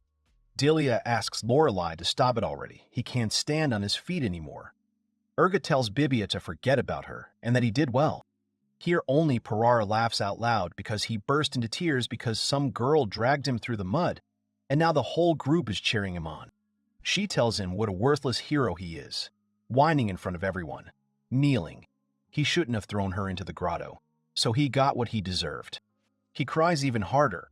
Urga asks Parara how much longer. He asks her to stop. Delia calls her a loser and tells her to stop. Parara asks if she is really a loser. Let them look at themselves. They shouldn't have abandoned her. Urga asks how long she will remember this. Delia says that she always irritated her. Bushido shouts that he is fed up because it is impossible to work with them. He sends everyone away and says that he is going home. Let them do what they want. He doesn't care about it. He says that he won't waste a minute on their worthless group. Delia and Urga are left in shock. Urga says that if he leaves, rumors will start again. Delia says that she will go after him. Lorelei asks if they will break up again in the middle of a mission. Urga yells that they are busy. Delia tells her to be quiet. Lorelei looks at Parara, who says that they will have to use the hero as bait. Lorelei turns to Bibia and hopefully asks if he will defeat Wyvern. Bibia continues to cry. Lorelei grabs him by the collar and screams at him to pull himself together. He, snotty and tearful, tells her to apologize first. Lorelei stands up and says she gives up. She can't believe how selfish each of them is. She says that this group is not worthy of being called a heroes group. Here, even Parara and Urga turn to the terrible screams. Bibia shouts not to look at him like that. He is a hero, he will still remember them, so let them just try to laugh at him. He takes out his sword and shouts that anyone who mocks his group, he will kill them all. Then everything starts to glow. Parara shouts that he is using the final sentence. Lorelei asks in horror what this is. Urga screams that this is the hero's ultimate ability, which requires half of his mana reserves to use. Even without buffs, this blow will wipe out everything around, including wyverns and them. Lorelei screams that this forest is a valuable resource for their kingdom. If he does this, then a dragon flies in. Lorelei panics and says that the wyvern is right above them. Let them stop Lord Bibia and get ready. Parara screams that they will be hurt. Urga can't believe it. Urga shouts that they are running away. Parara supports him. Lorelei looks at them in shock while Bibia calls out the final verdict. She doesn't understand at all how this can be called a heroes group. A huge explosion happens. In the end, all 6 of them are sitting behind bars. Bibia keeps shouting to let him out. Is this how to treat a hero? The guards tell him to be quiet, calling him a criminal. Bibia keeps shouting that they were asked to get rid of the wyvern. They not only didn't thank them, but threw them behind bars. The guards say that the lake in Edcock Forest was the kingdom's most important resource, and they destroyed it to defeat a single wyvern. He says that travelers pass through those places every day. It's a miracle that there were no victims. Otherwise, they would have been tried for murder. He says that he heard that he was constantly abandoning his comrades. Let him think about his actions while he awaits trial. Then Lorelei stands up and says that she stopped him. The guards don't understand. Lorelei says that, firstly, she wants to state that she has nothing to do with the destruction of the forest, and in general, she was trying to minimize the damage that this hero wanted to cause. She says that if it weren't for her sacrifice, the situation would have been much worse. Bibia calls her a rat because she wants to leave. Straka checks the documents and says that she is not listed as a member of the group. Bibia asks to wait and says that she only arrived today. He has not yet managed to register her. Lorelei says that she does not know them at all. She screams that they should be ashamed, because they can't abandon their comrades to save their own lives. Everyone looks at her in shock. At this point, Parara makes puppy dog eyes and says that she also risked her life to stop the hero. Delia joins in and says that he was too strong. All she could do was reduce the damage. Urga hugs Bushido and says that they tried too. Bibia doesn't understand and gets angry what came over them. The guards ask if they all suffered because they tried to stop the hero, which means he should be the only one in prison. Everyone answers at once that everything is correct. Bibia is shaking. The guards say that it is clear to him that, given the circumstances, only the hero should be held responsible for what happened. Delia tells Bibia to just submit. Urga says they promised to wait for him to come out. Parara tells him to think about his behavior. Bushido says goodbye calmly. Lorelei tells him to see him later. Bibia shouts after them that he will not forget them. Then someone asks him why he was making so much noise. He heard them on the other side of the door. The guard asked for forgiveness and says that he was supposed to meet him. Bibia becomes afraid and asks if this is Chancellor Verdok. Verdok says that he is pleased to meet the heroes' party, even if not under the most favorable circumstances. The girls are scared and don't understand what he's doing there. Verdok says he just had some business nearby, and apparently their imprisonment was a big mistake. He orders the guard to release them immediately. The guard says that the investigation is not over yet. Let him at least leave the hero. Verdok asks menacingly, "Did he not hear him? Let him release them immediately." The guards obey and let them out. They go out. Verdok turns to Bibia, the hero chosen by the sacred sword. He says that he would like to discuss something with him. Bibia is frightened. Verdok says he would like to be alone. He asks if he would join him for dinner. He replies that he would be happy to, as the city is famous for its cuisine. Verdok laughs and agrees with him, saying that what's more, he has prepared a banquet for their group at the royal palace. Meanwhile, Ariak and company have arrived in the city of Alden. Colette is walking around and shouting how beautiful it is. Suddenly, Ariaki is doused with water, which makes Colette more frightened and twitchy than the master himself. The elderly grandmother asks him for forgiveness. She says that she was watering the flowers and got a little carried away. He replies that it's okay. Colette says it sucks. Ariak Mihama says she needs to dry off quickly. He wipes his face with a towel. He says they just arrived, and this is a bad sign for them. He has a bad feeling. He hopes nothing happened to Bibia. Colette says that walking along the clean streets decorated with beautiful flowers, she cannot find a place for herself. Ariak Mihama says it's too clean. Cole asks if that's a bad thing. Ariak Mihama says, not always. He wonders where they put the trash. Ariak Mihama notices that someone is following them. He is distracted by Coletta, who says that there are a lot of people somewhere. He says that it looks like they are meeting someone. The crowd runs right over them, shouting that Lord Henry has arrived. Colette shouts that they are being carried away in the stream of people. Ariak Mihama somehow gets out of the crowd. A certain aristocrat on horseback looks at him and asks what they have here. Are they really travelers? He asks what it was that attracted the attention of Heinrich Gross himself. Ariak Mihama says they didn't do it on purpose. This aristocrat shouts that he has no time to bother with commoners. He asks if they have come to their wonderful city to listen to his speech. How noble of them. Today he will speak about new laws in the square. He speaks of a beautiful law to maintain the beauty of this city. Ariak Mihama looks at him emotionlessly. Heinrich looks into his face and asks if they have never met before or if he is imagining it. Ariak Mihama modestly covers his face. Henry addresses the citizens and tells them to listen carefully to his speech. The evil Colette asks who he is. Ariak Mihama asks with a smirk, why don't they actually listen to what this new law is? Henry addresses his dear citizens. He wants to express his sincere gratitude to them. He shouts that they work tirelessly for the good of their city. He is proud to have such outcast subordinates. The crowd of girls keeps shouting that Lord Henry speaks from the heart. They admire him and say that he is incredible. Colette complains that the crowd is too noisy. Ariak Mihama says what else to expect from young ladies in the company of a handsome lord. Colette says she would gladly fry him until crisp. Ariak Mihama suggests she do without it.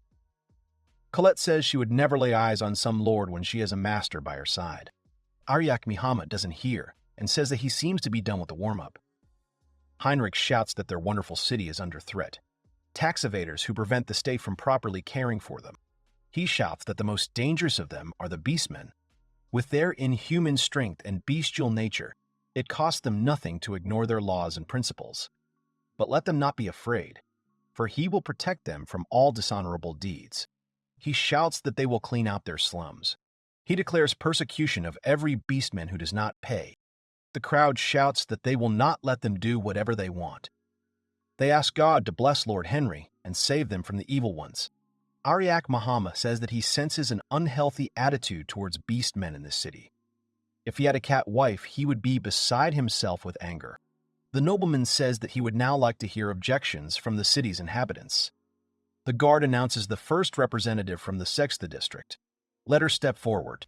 The grandmother awkwardly says that recently they have had more frequent cases of theft and asks for his help. The guards say that the district mayor should deal with such problems himself. The grandmother says that there are too many cases of theft. The guards do not calm down. How dare she ask His Majesty about this? Henry intervenes and says that he only wants the best for his subjects. There are no minor problems.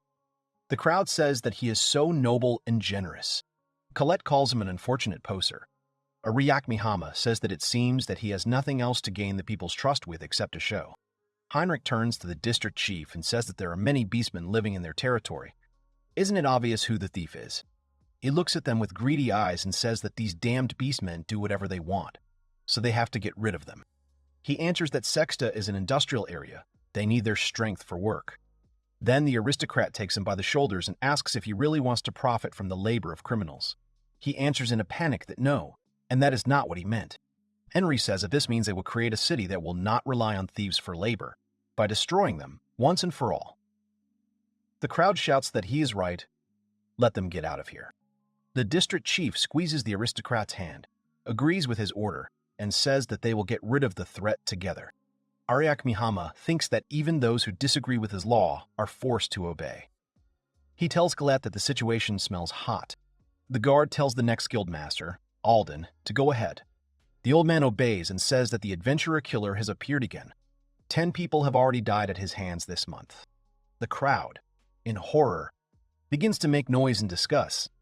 Colette looks around and also in fear speaks about the killer of adventurers. A man asks if she is also an adventurer. Then she should be careful. He says that, as you can guess, she is one of the killer's targets. No one knows who the killer really is, but he is extremely dangerous. Ariak Mihama says that it doesn't sound good. At this time, Heinrich says that his last attack was over a year ago in the Temple of Purgatory. He shouts that he tried to bring him to justice, but he proved elusive. He promises that he will soon be finished. The aristocrat adds that even if he is hiding among people, you will find him and put him behind bars. Ariak Mihama looks and says that something is wrong. Colette asks what is wrong. Then the aristocrat notices Ariaki's gaze. He says that they are the same pair of adventurers he met earlier. He tells them not to be shy, to cheer along with the crowd in his honor. The guard tells the nobleman about Ariake, after which he begins to laugh and shout that he is the Ariak Mihama who was kicked out of the hero's party. Here, the crowd moves away from them and makes it so that they are now in the center. They laugh, call him useless. The aristocrat says that there is no need to be rude. Former members of the heroes group often visit them. Why not give them a tour of the city? The crowd cheers and admires him again, saying that he shows mercy, even to the ragamuffins. Colette shouts that he and the master are doing well as they are. Ariak Mihama tells Colette that if it's his order, they shouldn't disobey. He also wonders where he takes the city's garbage. The aristocrat asks if this is not a beautiful monument, created by a famous sculptor, fits perfectly into the city's exterior. He asks them what they say. He keeps walking and saying that their city is truly great. Colette says that it is hard to argue with that, but the crowd of onlookers behind him is annoying. The aristocrat tells them not to pay attention. This happens when he is a member of the nobility, and he is the most famous of them all. As they walk, Ariak Mihama notices the homeless people on the street, and then looks at Heinrich, who extends her hand to Colette, saying there is a small step here. Ariak Mihama talks about his sword. The nobleman asks what happened to it. Ariak Mihama says that it looks pretty menacing for a man with a lot of guards. The guards say how rude this is, since Master Heinrich is an outstanding swordsman. Heinrich says that these are just the words of a commoner. Ariak Mihama holds out his hand, asking to see, while he says he is right. No sword can compare in greatness. Heinrich, in a panic, screams at him to take his hands away. There is silence. Heinrich says that he cannot allow just anyone to touch the weapon. Ariak Mihama asks for forgiveness. Ariak Mihama says that he wanted to ask him something. There are practically no beastmen in the city. Are they really guilty of crimes? Henry replies that the answer is obvious. The beastmen are beggars who know nothing but crime, so it is their civic duty to rid the city of this scum. He says with a smile that it's not so important. Now he is only worried about the lovely young lady. Her beauty eclipses all the princesses he has seen. Colette wants to say that she is a dragon, But Ariak compliments her by saying that she loves dragons very much. Colette tells the aristocrat that he has excellent taste for a man. He laughs and says that she is wasting her time with a misunderstanding next to her. He asks her why she doesn't leave him and stay with him. Because it is the greatest honor on earth. Colette laughs politely at first, and then asks why he can't close his mitten. The aristocrat is shocked by such an answer. Colette says that her master, Ariak Mihama, is hundreds of thousands of times better than a tyrant like him, because his ceiling is simple-minded youngsters. She says that he has nothing to offer except empty words and a pretty face. People like him only feed their egos, proving to the world that they have a big sword and not a toothpick. Henry, furious, asks what this man has that he doesn't. Colette replies that if he doesn't know, then he only proves she's right. Ariak Mihama tells her not to provoke him. Colette replies that she couldn't help herself after his words about him. The aristocrat wants to shout, but notices a homeless man next to him. He sharply shouts that this is an abomination. The guards turn to the homeless man. He pushes him and says that here comes Lord Henry. How dare he stand in his way? He apologizes and says that he did not know that the Lord would be here. Colette shouts at the aristocrat that he is overdoing it. He replies that they cannot be given a break. His life is in his hands now. He states that this is the right of the nobility because it is impressive. Colette becomes even more angry. He looks and says that apparently she still doesn't understand. After that, he orders the guards to get rid of him. The homeless man immediately runs away, and the aristocrat says that he ran away like a real cockroach. At this time, Ariak Mihama used speed increase on the homeless man. Suddenly, Heinrich remembers something and says that he had completely forgotten about the public execution of the beastmen. He looks at Colette and offers to watch with her. He came up with such an original way of dealing with these criminals. He is sure that then she will understand everything. After a while, catgirls are hung on the wall with their hands up. The guards beat one, the other calls him brother. The second guard tells the girl that she was not given a chance to speak. Colette yells at them to stop. Heinrich tells her not to worry because they won't die that easily. Ariake remains silent, and Colette shouts that this is terrible, they are just children, so let them go. The noble laughs and says that they are just objects of his law. He says that the violators must be punished, otherwise they will breed like rats. The beastmen are barely breathing. The aristocrat approaches them and says that he will show them what awaits their kind. He pulls one by the ear. This beastman insults the aristocrats. Heinrich immediately kicks him in the stomach. He gives the order to stone them. Colette asks if he will kill them for protesting. The guards obey and direct stones at them. But they do not reach the beastmen, because there is some kind of barrier in front of them. The stones just fall. Heinrich turns to Ariake in shock and anger and sees that he is casting a spell. He shouts that he did something. How dare a stupid commoner? Ariak Mihama says that since he is stupid, in his words, then why is he shouting so much? Something clicks. The aristocrat shouts that he went against him, the Lord, to protect these filthy animals. Has he really forgotten his place altogether? Ariake approaches him and says that there is only one animal here, and that its face is twisted with anger. It is standing right in front of him. The aristocrat says he is a boar and orders the guards to take him. The guards grab Ariake by the arms from both sides. The aristocrat shouts that he is sentencing him to death. But first they will finish with the animals, pointing his finger at him. He screams that now that he is tied hand and foot, he should watch as his precious little animals are killed. Colette wants to say something to the master, but Ariake tells her to stay calm because they don't need their help anymore. Here the man who is swinging a club at them suddenly falls down in pain, which horrifies the aristocrat. He does not understand what it was. Barrier magic with a backlash strong enough to knock down a horse. There is only one person capable of such a thing. Then Alicia comes and asks what is to be understood by this, turning to Sir Henry. The aristocrat recognizes the great saint Alicia Lungebrook. Why is she here? Alicia asks how to understand this and demands an answer from him. The aristocrat is shaking and does not understand what she is doing here. The guards also weaken and shout that it is really her. The guard bows her head before her. Alicia looks into Ariake's eyes. He does not look away and looks just as sternly and confidently. Alicia says there is no need to hold him, so she gives the order to release him immediately. Henry begins to ask if this is really the saint herself. Such an honor to finally meet her, according to him. He extends his hand and says that execution is not the place for such a refined person. Why shouldn't they wait for her in his? She points her pole at him sharply, making him flinch. She says she was told he was agitating people against the beastmen, their faith against discrimination. He asks what she is talking about. She said nothing of the sort. Alicia states that the doctrine of Brigitism categorically forbids such radical actions. She says that he is denigrating the faith with his actions. He says with a trembling voice that the church sent her this way. But now is not the best time and place for judgment. He sees a crowd of people gathering. They are making noise and discussing whether she has business with Lord Henry. The woman next to them says that he is behaving strangely.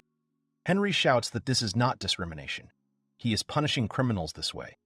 The church has no right to condemn him for bringing order to his own city. Alicia asks him if she should consider this as an official response from the church. He gets scared. Alicia says that she has studied the essence of the matter.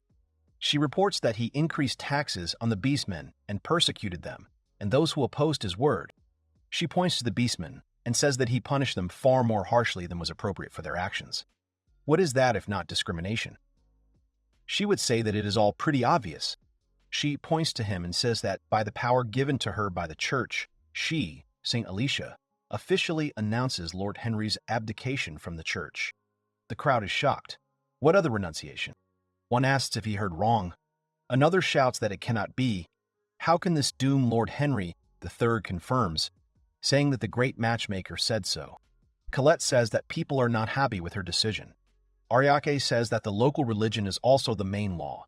One can say that all the people here are believers, and for them, the word of the church is paramount. If he is cut off from the church, he will lose all his power. The aristocrat shakes with anger, and then says that he takes his words back. Alicia looks at him haughtily. The nobleman says that he was just about to let the beastman go. They hug each other. Alicia smiles. Alicia says it's good that she came in time. She casts a spell that all their wounds heal and disappear. Alicia smiles and says that everything will be fine and that they will feel better soon. The two thank her with tears in their eyes. Alicia asks Lord Henry where he is going anyway and how to apologize. He turns and asks if he should apologize. Alicia says that if he refuses to repent of his sins, she will punish him. Heinrich, through force and trembling, tells the beastman that he is sorry. Alicia tells him to now apologize to Ariak. The aristocrat is horrified, and Ariak Mihama himself doesn't understand why. Alicia asks if he didn't know that killing the beastmen would have led to immediate renunciation. But thanks to Ariak, they remained alive, and he miraculously escaped this fate. Alicia tells him that he should fall at his feet, and she asks for a simple apology for the way he treated her. The aristocrat doesn't understand what came over her. Alicia looks at him in rage that he immediately asks for forgiveness. Alicia says that it's better this way. Ariak Mihama tells the nobleman that since he repents, he should not behave like that again. The crowd watches them and says that Lord Henry bowed his head to the worthless Ariak. They don't understand what happened there. He even asked the beastman for forgiveness. Heinrich shakes, clutches his sword, and says that he hates. Heinrich says he's leaving and yells for everyone to get out of the way. Colette exhales with pleasure and says it's a great feeling. Alicia tells Ariak with beautiful eyes and red cheeks that they haven't seen each other for a long time. Ariak Mihama agrees with her. He smiles and says he's glad she's okay. She blushes even more, her insides clenching. She panics thinking that she hasn't seen him for almost a month. It's good that she followed him. She thinks that he looks even more innocent than the last time they met. He must have wasted no time. Colette doesn't understand who this is at all. Colette looks at her with interest. Alicia sees her, turns to Ariak and asks who this young lady is next to him. Colette asks to introduce herself. She says her name is Colette de Broisis. Alicia sees her and thinks how cute she is. She panics, thinking that she left him for literally a second, and he is already in a group with a girl. Why did she underestimate his charms so much? She looks and thinks that her smile is touching. What a fragile and sensitive girl. So what should she do? She walked half the country to become a third wheel. Colette thinks to herself, what kind of gorgeous young lady is this? She thinks that with such a face one could charm a dragon, and the air around her seems to shine. She immediately thinks that the master mentioned some former partner. Could it really be her? And what should she do? Ariake asks Alicia why she is alone. Where are the others? She answers that she left Bibia's group. Ariake says what a coincidence that the church sent her here, She panics and says that she was actually just following him. But then she really wants to work here. She hides her gaze and says that since she left the heroes group, she thought she would join his group. Ariake, after thinking about it, says that it is clear to him, and then asks Colette what she thinks. She keeps thinking, is he testing her? She won't travel with a rival. But if she refuses, Ariak might kick her out for jealousy. Alicia is also panicking and wondering if the girl's opinion really matters to him, if they are really dating. She tells herself to be calm, because it is still unknown. Colette starts to speak. Alicia realizes that this is her chance to make the first move. Alicia says with a smile that she is known as a great saint and is skilled in healing and resurrection magic. Alicia smiles awkwardly and says that she is definitely a godsend for their group. She keeps thinking that she feels like she is selling out. Colette takes her hands and shouts that it's so cool, because she said that she can not only heal, but also resurrect. People rarely have such a gift. It's no wonder that she is considered a saint. Alicia looks and thinks. She is kind. Here it is, the power of sweet girls. Now she is ashamed of her words. Colette stands and thinks that she has lost the fight. She starts to think clearly and thinks that people can't succeed in both healing and resurrection at the same time, so she sees. If such a strong healer joins the group, she won't have a chance. She is tormented. What should she do? She does not want to leave the master. Someone needs to parry and prove her usefulness in the group. Colette shows her tail and says that she is the daughter of the Dragon King. She can't heal, but she fights well, and she can also breathe fire. She thinks to herself, what is she talking about? Why did she say that? People can't breathe fire. Her only talent is agility in battle. She's no good for anything else. She's going to cry now. Alicia says it's incredible. She'd like to see her. She asks if she's really from the dragon race. It's a great honor to be in a group with her. Colette happily thinks that she considers her worthy. Ariak Mihama will not throw her out. She tells Alicia that she will be so happy if they start traveling as equals. Alicia asks in surprise if she can really go with them. They rejoice together. What happiness! What relief! Colette thinks that now she will definitely stay in the group. Alicia exhales that she was accepted. Both think that they will surely win the heart of Master Ariak. Ariak Mihama thinks that they are both stubborn. He didn't think that they would come to an agreement. He says that it seems that it was in vain. He won't worry about them. Then the beastmen come and address Alicia and Eric. They bow and say that they owe them their lives, and then thank them. They ask how they can thank them. One introduces himself. His name is Hugh. He is from the dog-eared tribe, and this is his sister Anna. The girl bows. Ariak Mihama says to thank not him, but the saint. Anna says that he saved them from the stones. She is surprised. Alicia tells Ariak that it was only thanks to him that she arrived on time. Ariak Mihama doesn't know at all. Colette says that of course they owe the saint too. Huey says with a smile that he risked his head to oppose Henry's will. He is their hero. They will never forget his kindness. Ariak Mihama agrees and smiles. He says he will take half of their thanks, and Alicia will take the other half. Alicia asks him not to bother her. Ariake asks what they are going to do. Huey replies that they live in wandering. To be honest, now he is even more afraid of Henry. Anna says that although we have friends who are ready to help, we must keep everything a secret from the Lord. Hugh says that he will not so easily leave his beloved city in the clutches of a tyrant. Alicia says that Lord Henry had only recently received his title from his father, which is why the church took so long to respond to his atrocities.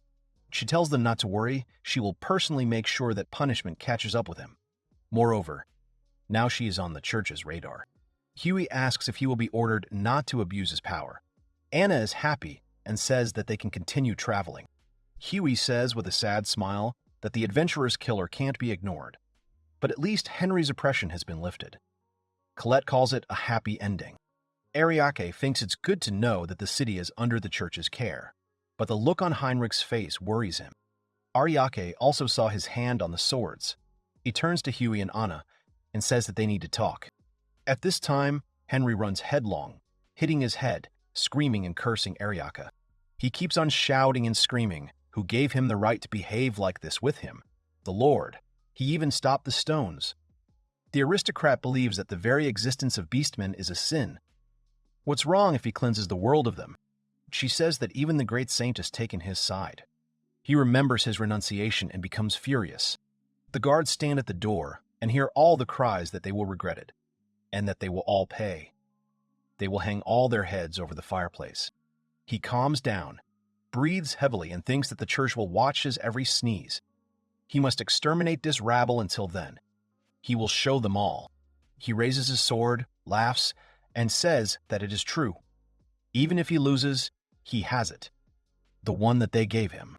Someone opens the door with a creak. He aggressively asks who is there. Heinrich says that he thought about how to deal with the killer of travelers. But first, they need to inspect the Temple of Purification for suspicious persons. The guard gives him some document and says that the guilds have compiled a list of the groups that have arrived, as he requested.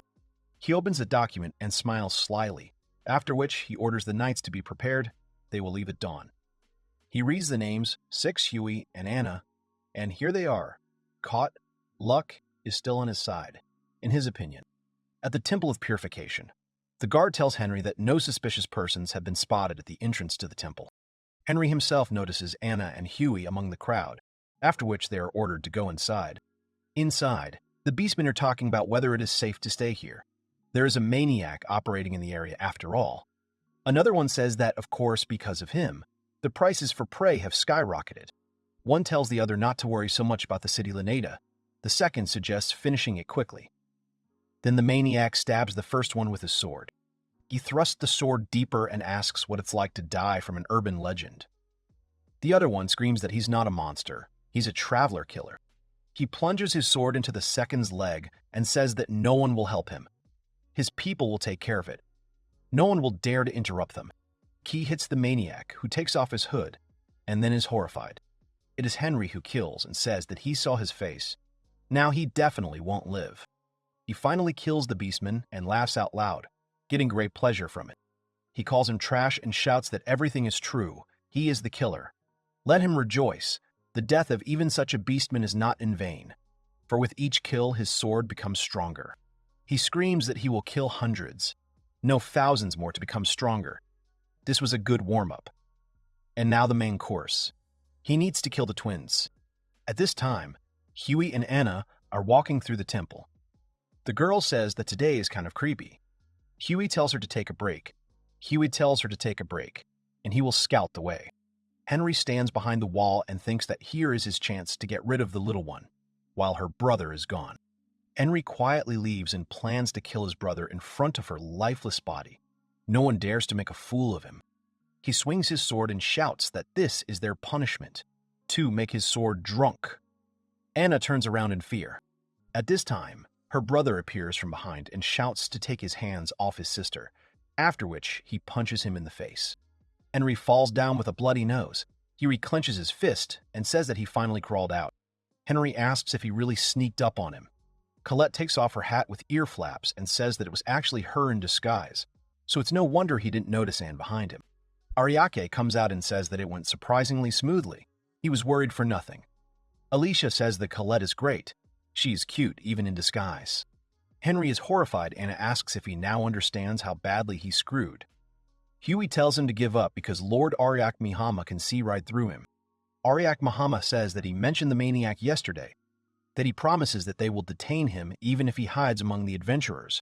He says that the maniac among the adventurers. The killer could have been anyone, but he emphasized this. It is unusual for someone of his flight to do something with his own hands. After all, during the year of his reign, there were no results in the search. Now it is clear why. Ariak Mihama says that he pretended to be looking for a maniac, but he was the killer. Heinrich shouts that this does not prove anything. Ariak Mihama says they have a witness. The two beastmen he killed come out unharmed and shout that he saw everything. He is definitely the adventurer killer. Alicia asks them if it was Lord Henry who killed them both. Henry doesn't understand what's going on. Alicia explains that she revived them. What more proof is needed? Colette says that his sword has a terrible aura. With each kill it becomes more sinister. She says it wasn't so noticeable in the sheath. Ariak Mihama says it looks like it's enchanted. Heinrich screams how dare they treat him like that. Ariak Mihama says that they had to use bait to lure him into the trap. Huey says that Lord Ariak Mihama came up with a plan using them as bait. Alicia says that they just lost sight of Lord Henry on the way here and were unable to save the people from trouble. She tells her that in the end, she was the one who revived them. Alicia turns to Heinrich, calling him an adventurer killer. He doesn't calm down and asks what they are saying. He has nothing to do with it. Alicia says that she has set up a barrier. No one will get out of here. She says that no excuse will save Lord Henry from murder, civil rights violations, bribery, blackmail, and other crimes. She tells him he is a disgrace to the nobility. She will take everything from him. Silence falls. Henry trembles. Ariak Mihama tells the two to drag him out. They do so. Heinrich trembles and twitches. Colette notices his sword. Henry says they will all pay him. One asks what he is mumbling. Ariak Mihama notices Henry's unhealthy face. Henry says he will tear everyone to pieces. Ariak Mihama shouts for everyone to lie down on the ground. The sword begins to rise. Colette flies back. Everyone else falls to the ground. Henry stands with a sword that has a wild power. Alicia screams that he has a demonic sword. Ariak Mihama says that things are bad. They all have to be careful. Heinrich says that he will show them the true power of his sword. Henry shouts for everyone to see his demonic sword, which has swallowed countless souls. He screams that they will laugh to him, and now he will feed them to his sword. Ariak Mihama shouts at him to stop, warning him that it is not a sword but a monster. Henry doesn't understand anything. A huge monster enters Henry. Huge tentacles envelop Henry's body. Colette asks what kind of horror is going on here. Ariak Mihama says that a monster that took the form of a sword and fed on souls. He only knows one monster that can do that. He says it's a mimic. A huge one-eyed monster looks at them. It starts vibrating. Colette dodges the attack and screams that he throws rocks with his tentacles. The monster makes scary sounds. Colette notices and says that he is getting bigger. Alicia thinks that his attacks are very chaotic. She realizes that she and Ariak will hardly be able to protect everyone. If he speeds up, they are in big trouble. Anna asks if mimics aren't low-level monsters. Ariake says they don't have to be in chest form, and this one ate so many souls that he reached the form of a devil mimic. He says that these are already SSS-class monsters or catastrophe-level monsters. The monster attacks again. Ariak Mihama protects Anna by covering her head. The rocks hit the beastmen. Colette says it was a huge blast wave. Everyone must have lost consciousness. Alicia watches from behind the wall and thinks that he is still moving uncertainly. Maybe he hasn't managed to completely absorb Henry, so there is still time. Ariake asks the beastman if he can move.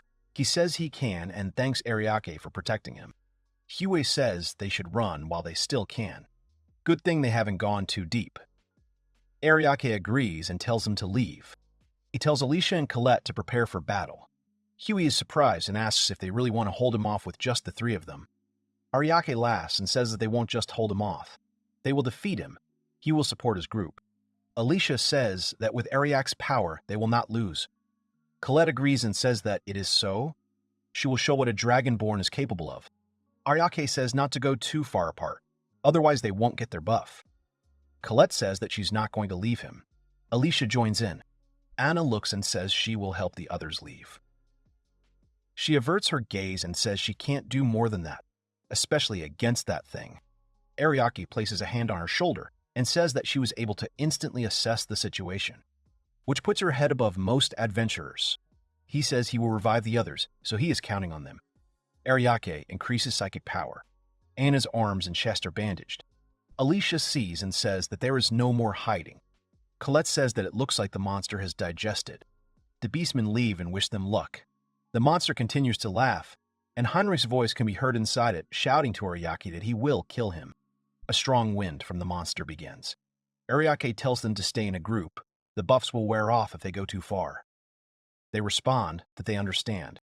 He casts invulnerability, speed boost, and evasion boost on Colette.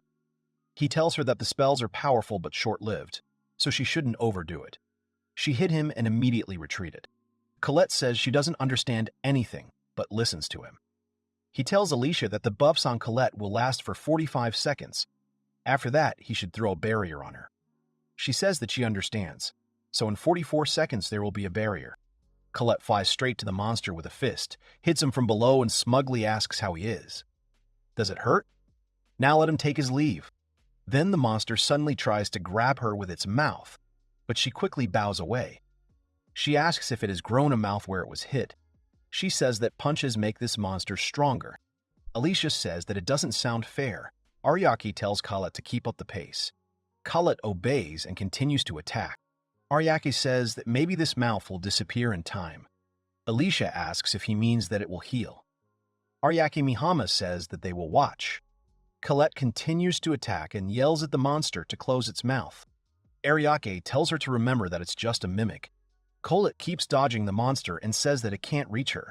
She laughs and says that it's all thanks to the master's buff. Is that really all this monster can do? The monster suddenly changes its field of vision and looks at Ariak. Colette realizes that it has changed its target and shouts to the master. Here they are protected by a barrier. Ariak Mihama says that time is up, just in time. He calls Alicia. Alicia uses holy protection and asks Ariak for forgiveness and tells him to use the buffs on himself. Ariak says he expected it to target him, so he saved to magic. She asks what if he gets hurt. Ariak says it's unlikely, certainly not with her support. He tells Alicia that she has saved the heroes group many times, so he is in no danger with her around. She doesn't answer. Ariak notices that she is shaking and calls her name. Alicia thinks that even in the heat of battle, he is so sweet. This is what she worked so hard for. Alicia says she can't concentrate when he looks at her like that. He apologizes and wonders to himself if he's upset her. Colette lands next to them. Ariak says she did a great job. Enormous tentacles suddenly envelop them. Ariak says they have a few seconds while the barrier holds. He asks to hear about its weaknesses. They wonder if he's figured them out yet. Colette says he's only getting stronger with every hit. Ariak says that he actually had a hard time and it's injured. All they see is a trick. Colette doesn't understand. Ariak explains that the tentacles around the injured area are slower. It looks menacing, yes, but only at first. It convinced them that there was a mouth there, and it grew stronger when, in fact, it was distracting them so it could recover. In other words, it was just healing, deception being the mimic's specialty. Colette says she understands now. Alicia says that even if they know its tricks, it still regenerates very quickly. She says that immediately after taking damage, it created a mouth, and after 10 seconds, it was completely healed. Ariak says that this is the key to its weakness. He says that despite her remarkable healing skills, why does she create a mouth where the wound was? Colette says it's because she looks menacing. Ariak wonders if she was even listening to him. Alicia says that if you hit the same place twice, it won't regenerate. Ariak says it's worth a try. Ariak, Alicia, and Colette were standing inside the transparent barrier. Ariak said that they had to hit Mimic before it recovered. That was the only chance of success. That meant they had to use multi-strike. Ariak added that the damage from the blow would not increase, but there would be more blows. He decided to continue to hit until the energy ran out. Colette happily shouted that it was good. Alicia responded that there was nothing rosy about killing a sauce-class monster. The boys heard a cracking sound around them. Alicia said that the barrier couldn't hold up and they were running out of time. Ariak agreed. Colette shouted that they would show this monster where the crayfish spend the winter. There was a big explosion near the heroes. Ariak said that they had to finish off the monster before the cave fell on their heads. Ariak uses his party-wide buff skill, lightning speed, sense enhancement, and multi-strike. Ariak shouted that they would finish Heinrich. He gathered all his strength, aiming a blow straight at the huge monster's eye.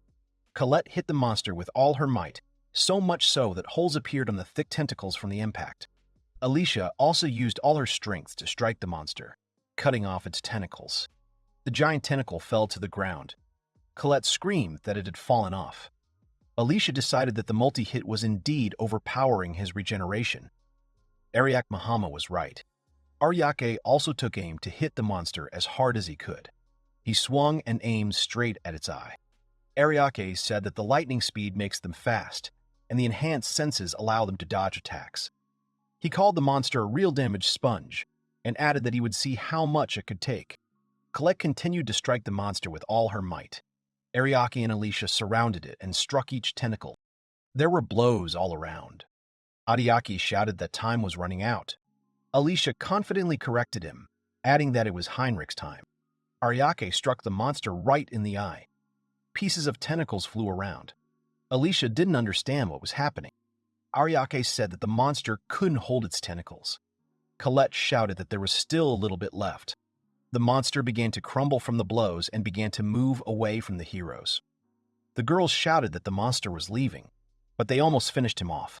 Alicia said that she would cover the exit with a barrier, but Ariake countered, saying that they would pursue him.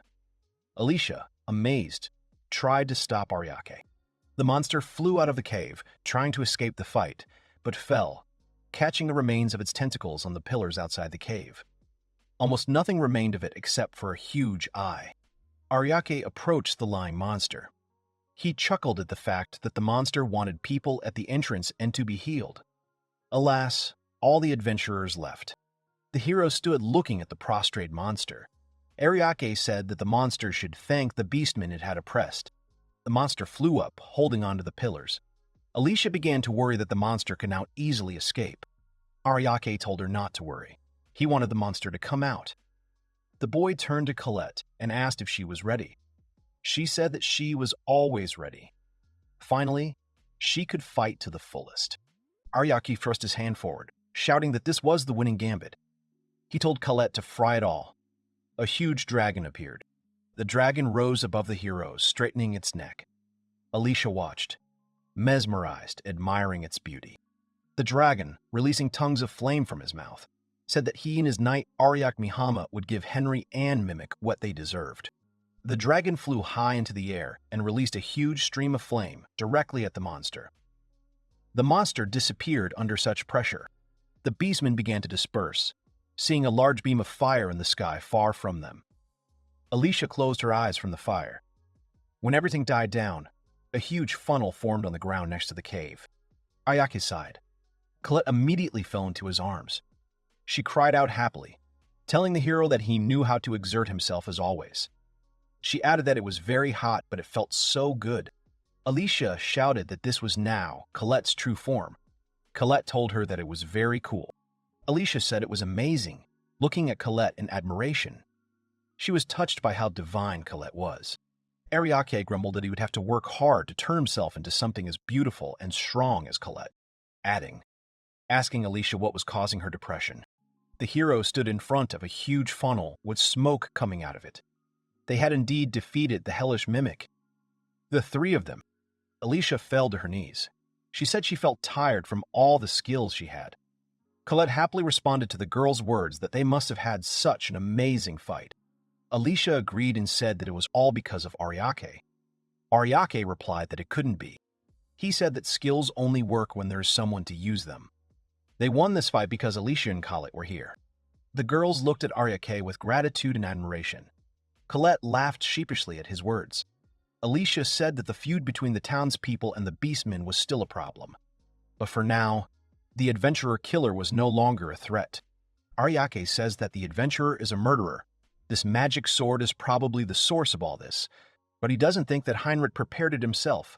Most likely someone else had a hand in it. Alicia tells him that this would mean that there is an organizer behind all this. Colette happily says that they will talk about it later. She hurries and says that the case is closed.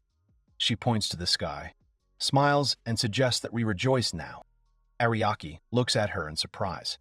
Her joy is immediately transmitted to Alicia, who smiles too. The beastmen go to hug Colette. Afterwards, when Ariake returned to Alden, the people of Alden greeted him with great hospitality, as a hero who defeated Heinrich. He thanks them, but he just wants to live a quiet life. He had already decided that they would leave when they had the chance. Huey and Anna approach him and say that they came here to thank him for saving the beastmen. However, they see a picture of Ariake trying to climb over the wall. They call him, but he climbs diligently and says that he is not here. Ariake asks them if they can choose a time and place. He's kind of busy right now. Anna says with a smile that he's in the process of fleeing from the attacks of the hospitable townspeople. She asks if, after all these mythical battles, Ariake is going to sneak away. Ariake adjusts his cloak and asks if they could please speak less loudly. He says that the people of the city are amazing. Anna tells him that's how grateful they are to him. Ariake says that he didn't do it alone. Without their help, it wouldn't have happened. Huey says that it's a great honor for him to be useful. He turns to his little sister, who obeys and hands over a certain talisman to Ariake. She asks him to take what is called the Dawn Bell. She says that if Mr. Ariake needs help, let him use this bell. All the long-eared people in this city will do everything possible to get to their master. Ariake awkwardly asks why it is the owner. He replies that they, the long-eared ones, dedicate their lives to those they consider their owners. Anna smiles and asks him to accept this bell as his own limb. Huey says that this is the decision of the dog-eared tribe of this city. Ariake still wants to refuse, but they make eyes and ask him if he will accept their gratitude. Ariake says that fine. He will accept it, but he will not use it. They thank him. It suits them. Ariake strokes their heads and asks them to take care of themselves, and tears well up in their eyes. Evening comes. Alicia calls Ariake. She comes up out of breath, breathing heavily, and says that she finally found him. Ariake asks her where she was. Alicia says that they were leaving, but they got a call from the Order. She says that she had to leave the group for a while, because she was called to the Order headquarters. Ariak Mihama sighs and says that it is hard. Alicia says that she will return very soon. She repeats this several times. She shouts that it is all Ariake's fault. She even received gratitude from the Order, not just from the city for defeating Heinrich and the Mimic. That's why she bothered to call him to report. She asks what she's going to do about it. Ariake asks if he's being praised or insulted in the end. Alicia says that she really appreciates what he did for Henry. The Archbishop even sent an official thank you to the hero Ariak Mihama. She says that if he had come to the Order's headquarters, she could have expressed her gratitude to him in a different way. Ariake averts his gaze out of awkwardness. Alicia laughs, covering her mouth with her hand, and says that she knew he would say that. She has never been good at showing off. Ariake looks at her face and says he hasn't seen her like this in a long time. Alicia asks again if he really said something. She says she'll leave now. She already said hello to Colette. Ariake looks at her tenderly and tells Alicia to be careful, who immediately blushes and leaves in tears, thinking that she will come back as soon as possible, even if it is only for a second. Then some beastman comes to him and says that they have finally met, calling him his lord. She introduces herself as the Fenrir that Alicia pulled out of the dungeon and revived, giving her a human form. She tells him that she's Alicia's servant. She understands why Alicia did not allow her to see the Lord. She turns to him and says that he must be very careful about who was behind this incident. She tells him to be careful. Fenrir kisses him on the cheek and tells him that they will see each other again. Then she disappears among the petals. Ariake strokes his cheek and says that he never thought he would be so vulnerable. He still has a lot of growing to do. Later, Ariake and Colette are riding in a carriage. The girl says that it was more like leaving, running away from the city. Ariake says, displeased, that she hid well. She asks him where to go next, and he replies that they should go to the seaside town of Berta, because to get to Alti, they have to cross the ocean.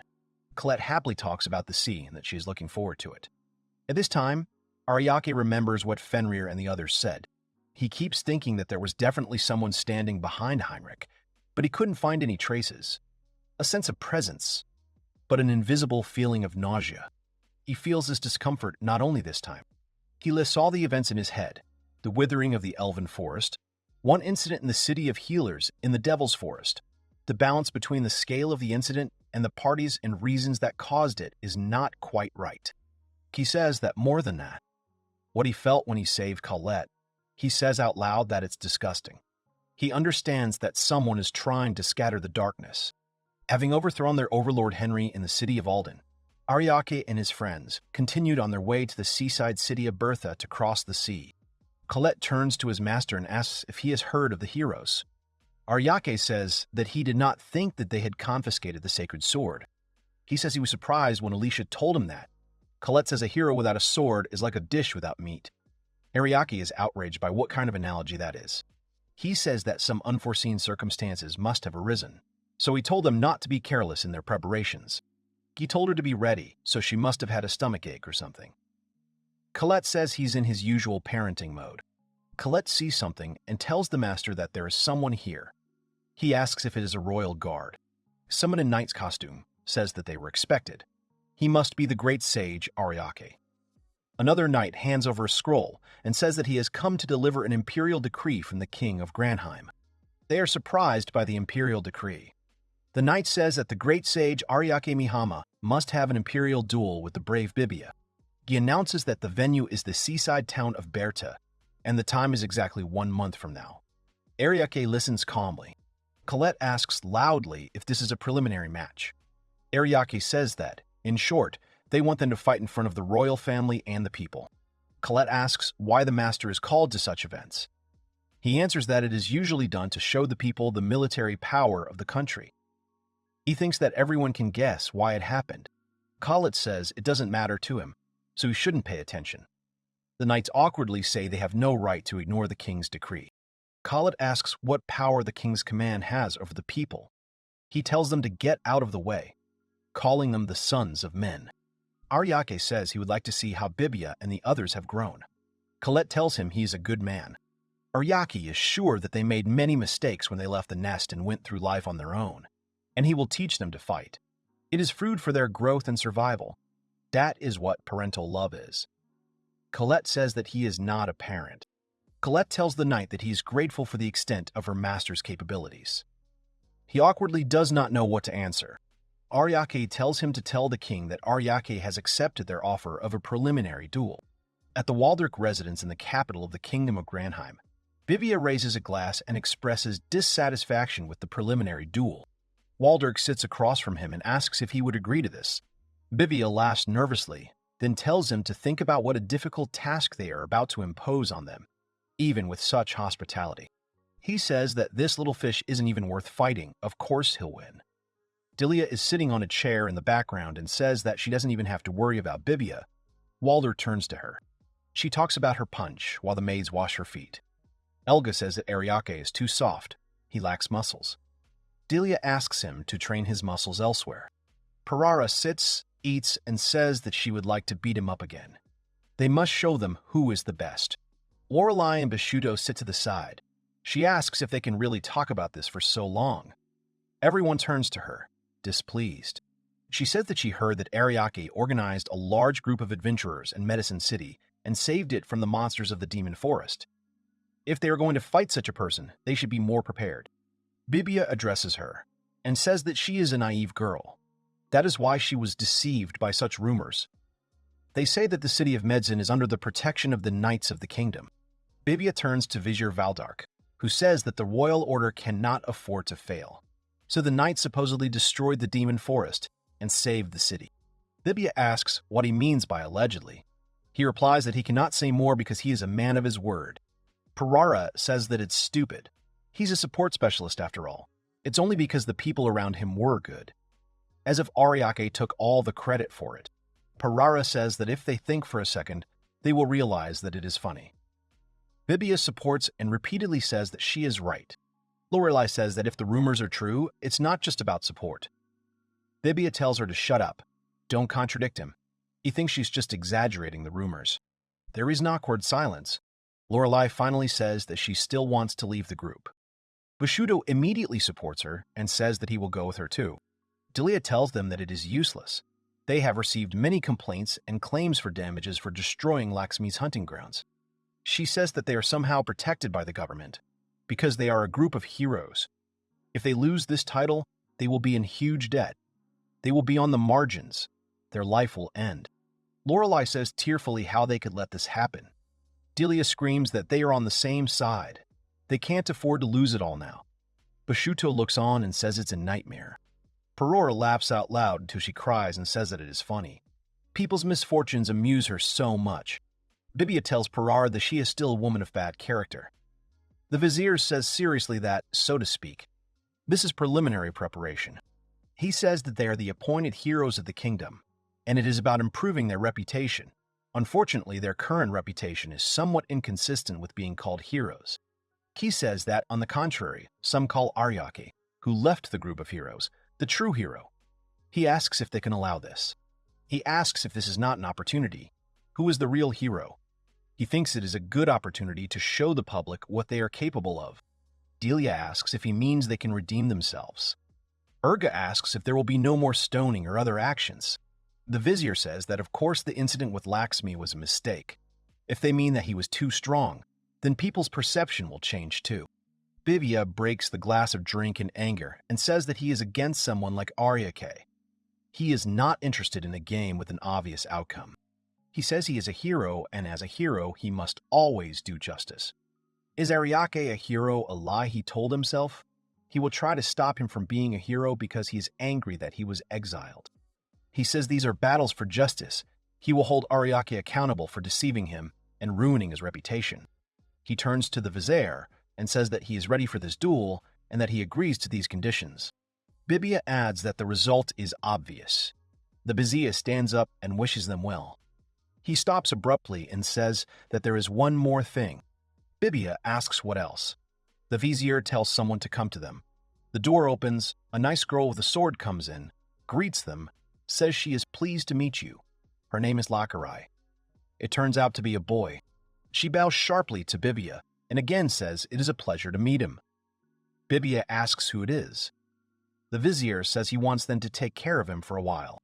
He says he wants Bibia to take him into his band of heroes and train him as an apprentice.